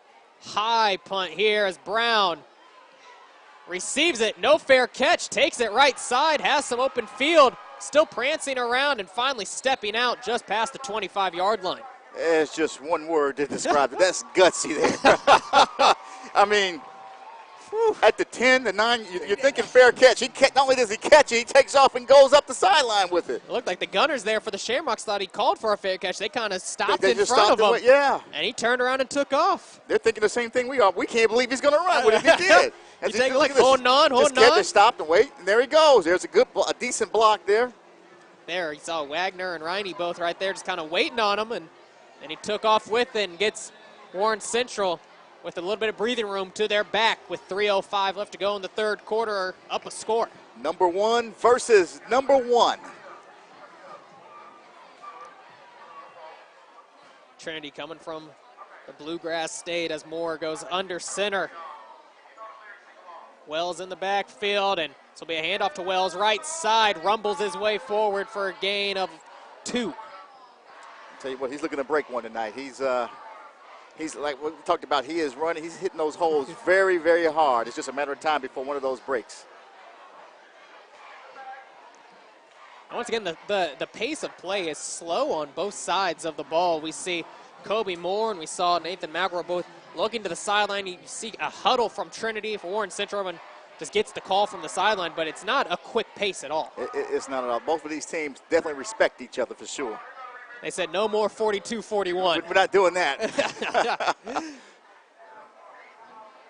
Again, Moore under center. Handoff Wells left side. Can't quite get to the edge as Eli was first 2 for the Shamrocks. Wells gets boggled up by about 3 other Trinity players. Gets right back to the line of scrimmage. They have some fast guys on that defensive side of the football. Fast. They just stretch that out, get them there, and get them down. Got Wells down. Not only are these linebackers fast, but they take great angles as well. They do. 3rd and 7 for Warren Central. Under 2 minutes to go in the third quarter. Warren Central has not been as successful here in the second half offensively. Moore has time, floats one over the top to Wells. It's intercepted. It's intercepted right there by Trinity. First giveaway for Warren Central. As you saw Brandon Stearman come up big with the INT. And that ball was severely underthrown. I'm not sure. He tried to go a little touch on that ball and just didn't get quite enough on it. You saw Wells was open. The Stearman right there. And now a short field to work with for Trinity as Kobe Moore throwing the INT. We talked about his touch. He tried to use touch that time. That was at a situation where perhaps you didn't need that much touch. Well, let's see what the Rocks do with it. They've been given a gift here starting on the right side of the 50. There goes Tucker working his way up to the 39-yard line.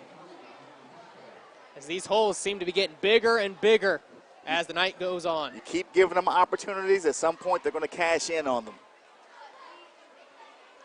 2nd and 5 for the Shamrocks. So they're starting to play a little quicker now. And under center, McElroy.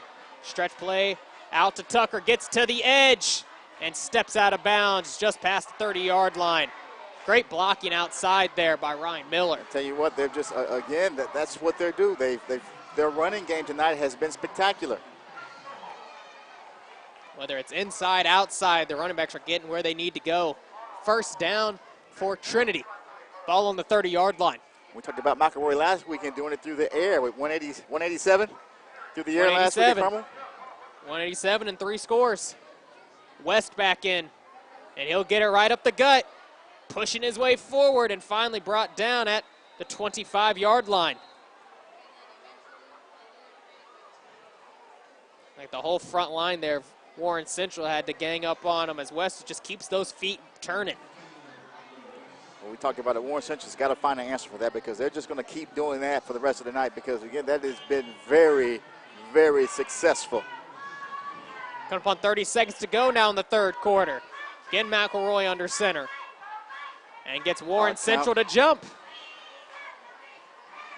The hard count works, and that will push Trinity forward 5 yards. And not only that, they'll get the first down from it as well at the offside penalty. Tell you what, it's not good giving them free stuff. Free pizza's fine, but not this. Can't give them free yards. Free Papa John's pizza is always nice.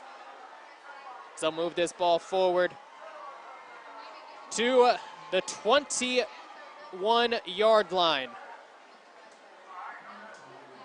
They have him, looks like just shy of a first down. Have him at 2nd and inches. As West gets it left side, bouncing through tacklers, pinballing off a couple more as he gets up to the 15-yard line.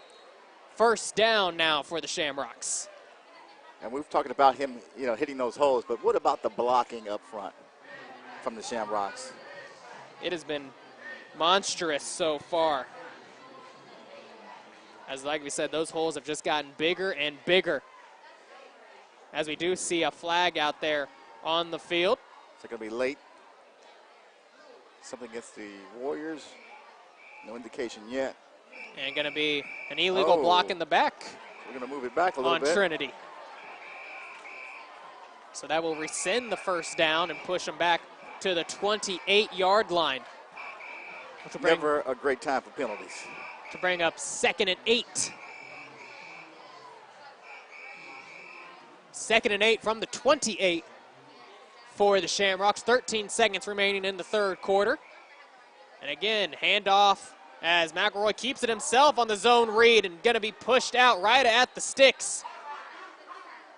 And fooled me up here. I thought he a little different there. Giving it to Tucker. Yeah, ended up keeping it himself. A different little wrinkle in the offense. Well, I tell you what. You know what?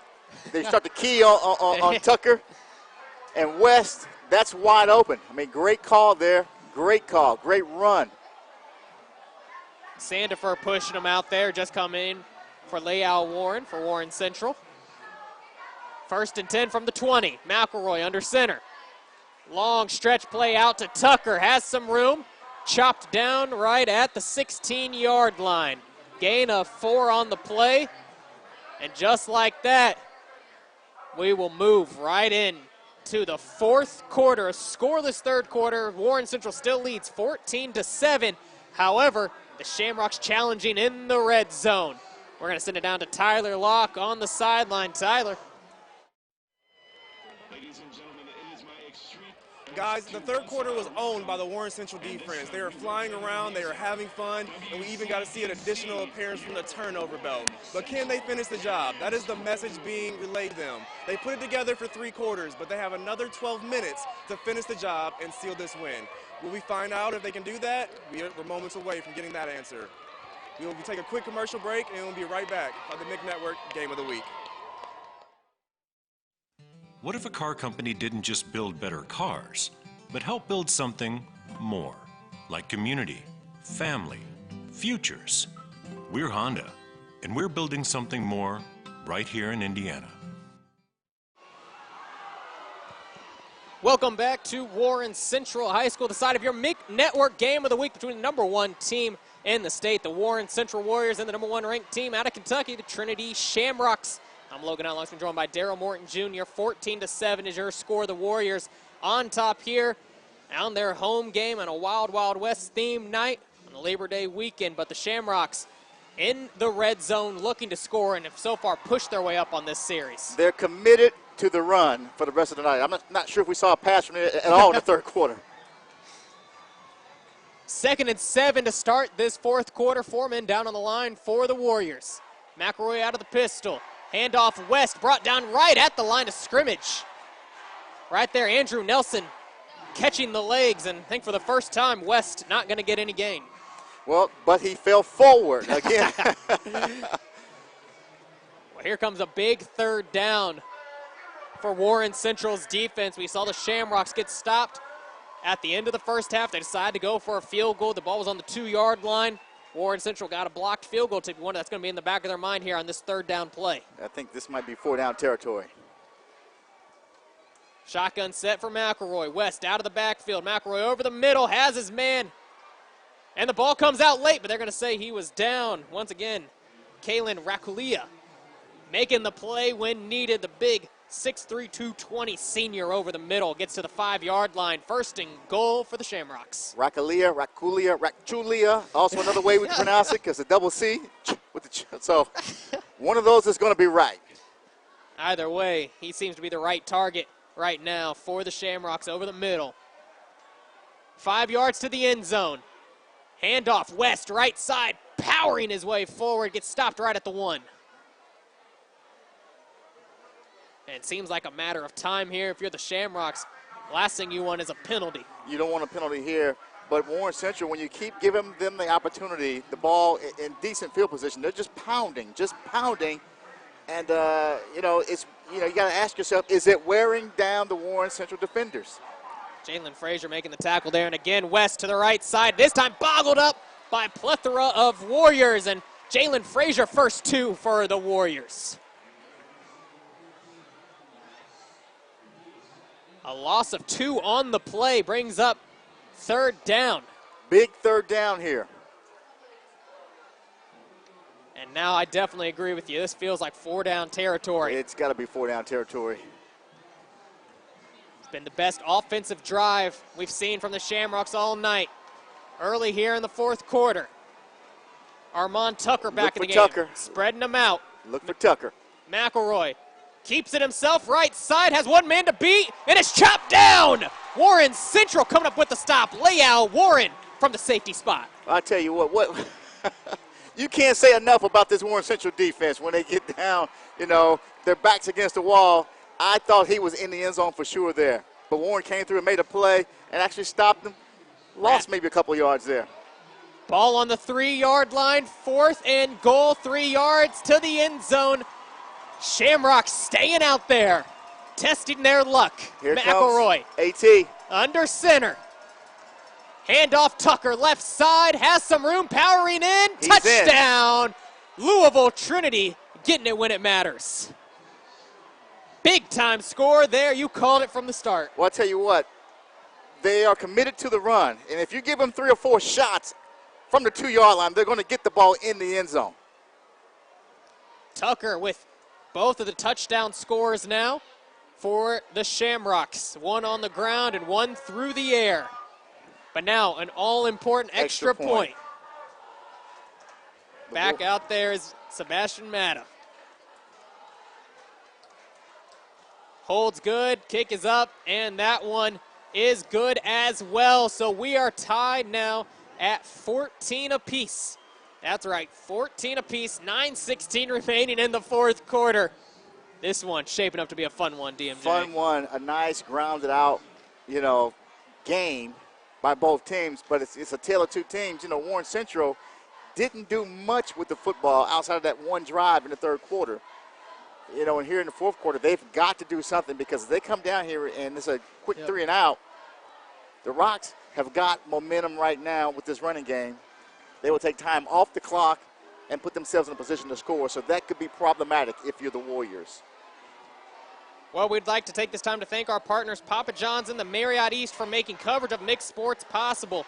Both have been instrumental in our 4 years providing the best coverage of high school sports and giving our student crew members a great opportunity to develop their skills.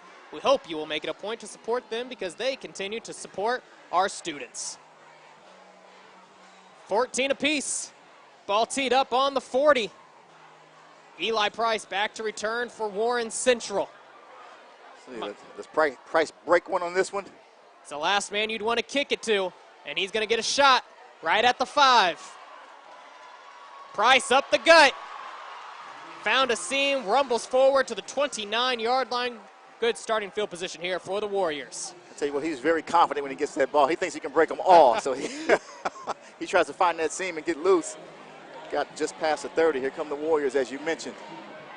That was a nice tackle there from Jefferson as well from Trinity as Warren Central looking to answer. We saw them put together a fourth quarter drive to have the go-ahead touchdown. They won 21-14 against the Trojans last week.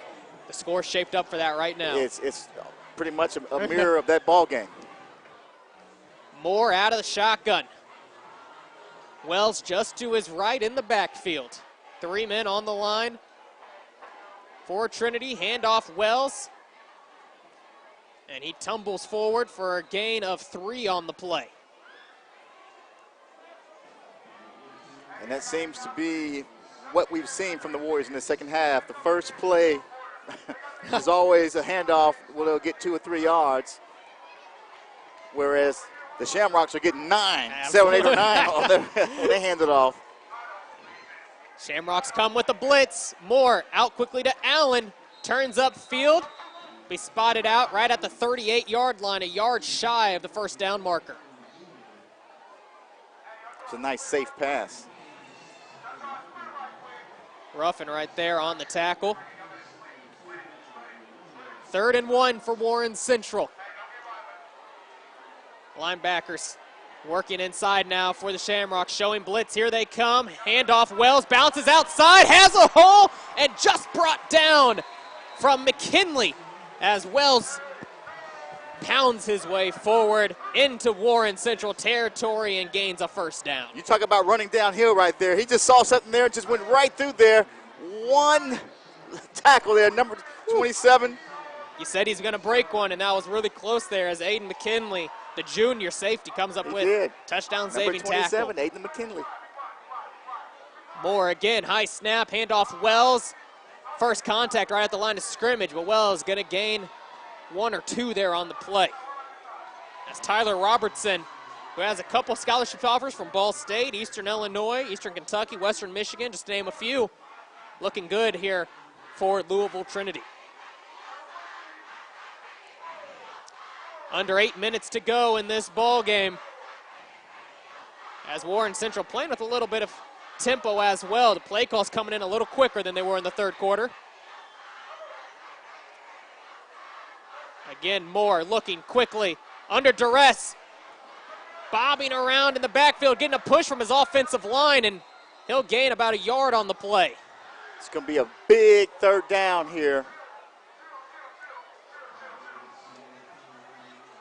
And if you're Warren Central, if you turn the ball over here and give it back to the Rocks, the way they're running the ball down the field, you may not get the ball back. They may not get the ball back tonight. Absolutely. So this is going to be a big play for Warren Central here. 3rd and 7, ball on the 44-yard line. Need to get to the 37 if you're Warren Central. Under 7 minutes to go now in the fourth quarter. Shamrocks coming from the opposite side. Moore across his body, has nowhere to go, pushes himself back to the line of scrimmage, but once again the Shamrock defense holding strong. Here we go, 4th down. I think you got to kick it away here. And let's see if this Warren Central defense has yet another stop in them, because this is going to be tough. The way that the Rocks have been running right now is going to be tough. Well, the tables feel like have been turned. It was Warren Central that got the last laugh against Trinity last year on national television down at their place. They made the fourth quarter drive. This time, it's going to be Trinity with an opportunity with the punt unit coming out. You got to think a couple guys have made their mark on this game. David Bell and Rondell Moore, 2 explosive athletes. Now both at Purdue. Teammates. Absolutely. This one going to bounce down into the end zone for a touchback. Big boot there from Randy Wells, and I think both teams would like to have one of those guys back on their team. Oh, man, absolutely. Well, the MIC Network would like to welcome back Papa John's as a title partner for the MIC Network Game of the Week. With over 30 locations in the central Indiana area, great pizza is always nearby. So after the game, enjoy a hot, delicious Papa John's pizza. Better ingredients, better pizza, Papa John's. 1st and 10 from the 20. Athro McElroy gets to start. Just under 6 minutes remaining in the fourth quarter. And they've got a great kicker. If it comes down to that, we saw him in warm-up. Handoff West up the middle, and West somehow forces his way up for a gain of 4. Yards after contact have been crucial right here for Bradley West. We talked about him getting in the end zone last week against Carmel. He's a tough kid. Somehow always seems to fall forward. We've said it, keeps those legs moving. A quality running back and only a junior for Trinity. McElroy under center. This time, play action. Under pressure, lets it fly. Long has a man deep and can't connect with Ryan Miller. Well covered there. Well covered. They thought they could catch the Warriors sleeping a little bit, but they were not fooled on that. We were, but they were not. I would have thought just stay with the run, stay with Tucker. Yeah, that's what I thought. I mean, I'm looking, where's the ball? Wait a minute, it's going downfield. You saw Marquise Cross get a little pressure there as well on the pass. Maybe affected it just a little bit. Now, we talked about a big third down for the Warriors. This is a big third down here for the Shamrocks. 3rd and 6. McElroy under center. Handoff, looking outside. It's a foot race with Tucker. Willie Eaton dragging him down from the backside, but not before he rumbles all the way up to the 25-yard line. I'll tell you what, Willie Eaton saved that because he was actually going to the house on that one. Look at this play. Whoop! Right there. Another man miss. Put you on the dirt. And there goes Tucker off to the races. It's a ball on the 25 as the Shamrocks have options. They have options. Also noteworthy, they have 3 timeouts remaining. 3 timeouts, a great field goal kicker, and a couple of backs that can run the ball. But you got to think they want 6 here. West back in, they hand it off to him, breaks it out to the right side, and he'll be dragged down for a gain of 3 on the play. Warren Central with only 2 timeouts remaining, having to burn one on that punt formation where they had a guy late getting out there. Yeah, those always hurt. They come back to bite you. You got to think the Shamrocks now are going to use as much clock as possible. You have to. I mean, you don't want to give Warren Central a possibility to get back on the field if you don't have to. So take as much time as you need. If you don't get 6, get 3. Armand Tucker back in. Broke the big one for him, and that's exactly who they're handing off to, right side. Hits the line of scrimmage, and Damon Jones throwing him back. Forward progress stopped right at the line of scrimmage as well. It's a big third down. As you can see, the defense penetrated. As they've stopped the clock Jones, here. They stopped the clock, but look at Jones just throwing back. Not today. And now they're running it here. Wait for that ball to get set up. So 3rd and 7. Big play. Ball on the 22-yard line. Look for a play action here possibly. Hard count again from McElroy. Play action. Rolling left side. Has his man. Incomplete. Looking for Ryan Miller. Not there. And there's the 3rd down stop Warren Central needed. 3:30 left to go in the 4th quarter. You see McElroy looking for Miller. Zips it in there. He zipped it in there. I mean, thing comes firing in, but here comes the all-important field goal unit. This is exactly where they were lining up, practicing when we saw them. This is going to be a 39-yard field goal attempt from the right hash. Now, he got one block right before halftime. That might be on his mind here. For the lead. Here comes the snap. It's high. Gets put down. It's up. And that's good. It looks like just slides in. I tell you what a tremendous job getting that ball down for him to even kick the ball. Unbelievable. How about that, Sebastian Mata? Unfazed by it, and like you said, the hold there by Nathan McElroy. Put that thing down. The snap was a little high. Oh, man, not a little high. That thing was extremely high. But he got it down, and it went through. The Rocks go up by 3 on the Warriors here with 3:24 left on the far east side. 17-14. That could be the last points of the ballgame. Warren Central, though, gets to control their fate. 2 timeouts remaining, 3:24 on the clock. Well, we know Warren Central, the success has come from the long ball, but you better believe the Shamrocks will be guarding against that. That's not going to happen here with 3:24 left. That's not going to happen. How about the luxury there for the Shamrocks being able to hit a 39-yard field goal out of rhythm from the right hash there? I mean, what a score. He had a little bit more in him, too, I think. Yeah. Once again, now you have DeMarcus Brown back to return for Warren Central. Ball teed up on the 40-yard line. Do the Warriors have some more 4th quarter magic left in them? Or has their luck run out? The luck of the Shamrocks. Is that where you're going with that, buddy? Possibly. Once again, Louisville Trinity looking for a little bit of revenge from last year. Yeah, started the season 0-5. Went on to be knocked out in the semifinals by Male High School. Ended the season 7-7.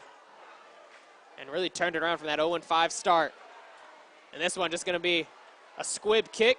Going to hit a defender there. It's going to be a Warren Central Warrior as Brown picks it up at the 10. Looking for a hole, spinning around, dropped down right at the 24-yard line. And it could have been disastrous there for Warren Central, as it looked like Leal Warren had it hit off his hands, and Brown picks it up and scrambled for something. He really did. And, you know, Warren Central's done it a couple of times. Just made something, eliminated, like you said. 3:18 remaining, 2 timeouts for Warren Central. Winning streak on the line also for the Warriors? Absolutely, a winning streak on the line. As we see Warren Central getting ready for what could be their final drive of this ball game. The Shamrocks have held tough here in the second half. They really have.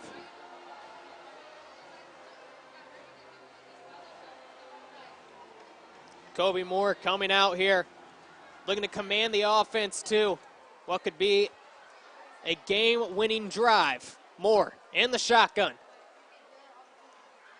Handoff Wells, left side. Can't get to the edge, breaks one tackle, but still just gets back to the line of scrimmage. Again, the scripted first play has had very little success tonight. Those linebackers all over the place, running that 3-4 set. They just ball hawk. That's just a lot of speed getting to the ball. And there's not one guy, it's 2 and 3 guys getting to the ball. 2nd and 10 for Warren Central. Shamrocks packing it in tight in the middle. Moore rolling, right side, looking long for Brown. Brown has to come back to it. And here's a flag. Dingle with his hands up saying, what do you want me to do? The ball was underthrown in an unfortunate situation there for the Shamrock defense. That's one of those situations where he had his hands up, he did everything right, but there was contact there, and the official threw the flag there. Just needed to turn that head a little more. Just turn his head. And like I said, Moore, they put a little too much underneath it. Had Brown open if he would have just put it out there a little bit more. I think so. Nonetheless, though, Warren Central coming up with a first down off of the penalty. You see Dingle right there pushing them and just coming back hands up, but enough to warrant the foul, and Warren Central gets it now at the 39-yard line, and more importantly, a first down with 2:36 to go. What do these Warriors have in them here at home? Second game of the season after escaping Center Grove in the first matchup. Moore, drop back, under pressure, again looking long for Brown, throws it up and goes too deep there. Yeah, I don't know if he was just throwing that away or what, but there was no way he was getting to that one. Incompletion, though, going to stop the clock, bring up 2nd and 10 as you see some deep safeties here. McKinley as well as Ruffin both sitting back for the Shamrocks. They're sitting back, so I'd still like to see Moore make a decision to get out there and use his legs to pick up 5-10 yards because I think that is there. It's been there. 2nd and 10, press coverage here as Shamrock showing blitz right up the middle. Ball on the ground. Wells just picks it up off the turf. Loss of 2 on the play. And we talked about that happening several times last week. The first time tonight, a very, very critical time that happened in this game. And you got to think some of that comes when, as the center, you feel that pressure coming on you. You're trying to snap it real quick and get to your block. And a costly mistake for Warren Central. Now 3rd and 12, under 2 minutes to go in the fourth quarter. Still with 2 timeouts remaining.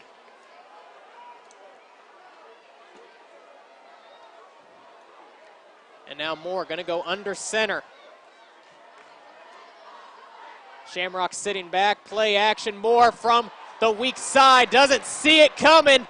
And there's the big-time sack from Riley Wagner as the Shamrocks looking to put a stamp on this one. I'll tell you what, this 4th down play, if you're Warren Central, you really can't kick it. There's nothing you can do. You're not going to get the ball back if you kick it. 4th and 21 now for Warren Central as Riley Wagner has put Warren Central in a tough situation. You know Moore has an arm to get it somewhere. But does he have the time to get it there? We seen on that last play, they're not giving him any time. The defense is coming. They're coming for him. Keep an eye out for Chris Atkins, top of your screen, 6'2" receiver for Warren Central. Big body coming in. Moore rolling right side. Tucks it and runs. And that's going to be a turnover on downs for the Trinity Shamrocks as that's a play where, as a quarterback, you have got to get the ball in the air. You can't take that. You can't take anything out of bounds. You can't just run out of bounds. You have got to get the ball in the air and down the field to at least give your team an opportunity to get a penalty, a tip, or anything. When you do that, nothing happens. Ball game. Have to know the situation there. Like you said, ball on the 30-yard line now, but Warren Central still has 2 timeouts remaining. They are not out of this one yet if they can get a stop. They've got Tucker. They got West. It's going to be tough to shut these guys down. They've been doing it all night long. McElroy going to go in the victory formation. as Coach West calls a timeout here. 1 second coming off the clock. You got to remember with that new rule, once you get 40 seconds to snap the ball once that ball goes down, but Trinity not playing any games here, just taking a knee and losing 2 yards there. So it'll be interesting to see the clock game that works out here. But Warren Central might have just run out of time here on this Friday night as Trinity, the #1 team from Kentucky, pitched a shutout in the second half. Absolutely. Basically, they shut them out in the second half. And, it's amazing that the Warren Central offense did a total flip from the first half last week. Looks like the second half Absolutely. this week. So no production, and that's got to change if the Warriors are going to be effective this season. Once again, Warren Central next week, moving on, going to North Central High School, or excuse me, they're going to host North Central here at Warren Central. So they'll get into some more MIC action. What about Trinity? They've got Mayo coming up on the 20th, I think, and then St. X on the 27th at Cardinal Stadium. Absolutely. That's schedule getting tougher as well for them as Warren Central letting this clock run now. So they're not going to be able to get the ball back. As Trinity's going to have to run one more play here as Warren Central filters into the 50-yard line. And the streak will end for Warren Central tonight as they will lose 17-14. A field goal making the difference late in the fourth quarter. The only points that we're going to see in the fourth quarter, and that's what makes the difference as Trinity Shamrocks take down the Warren Central Warriors, and Trinity holding strong, taking down Carmel last week and taking down the Warriors this week. They exacted revenge on both programs. Again, 0-5 last year, 7-7 overall last year, losing. Still got to the semifinals last year. Absolutely. But again, that team has pride. They have heart. That's why they are the #1 team in Louisville. And if you're Warren Central, you gotta look back and take some positives here. You only gave up 17 points, and now that offense is just gonna have to figure out a way to put some more points on the board, especially against when you're facing a tough defense like this in Trinity. Absolutely. And my question about Carmel, Warren Central, the defense, they come up with turnovers, but it's the running attack that they seem very vulnerable. And last week we did not see Carson Steele, so that could be problematic going forward for the Warriors. It definitely could be problematic for them as the Trinity Shamrocks take this one 17-14, and they extract some revenge on Warren Central as they take down the #1 team in the state. Twice, 2 weeks in a row. Oof. Number one. Now, what kind of bragging rights do you have now down in Louisville? We knocked out both your #1 teams. Who else you got? Send somebody else down here. That's what they're thinking. Who else you got? Not only that, they came up here and got the win as well. They came up here. That's big time there, and they take the advantage on the series as well, 2-1. But you think about this great series and what it means for these kids. Thinking as a high school student, get to go on the road and travel Friday night. Either you're coming to Indianapolis or going to Louisville. Just a great experience for both programs to see something different. It is because, when you play, against teams in your city, you kind of know the players. You see them in summer on different teams, different sports you might play against. But this time you get a chance to truly play against a team that you don't know and see what you have. And, again, when you have #1 going up against #1, and again, here in Indiana, we had it 2 weeks in a row because #1 Carmel last week. It's just good to see, and I would love to see more of this for sure.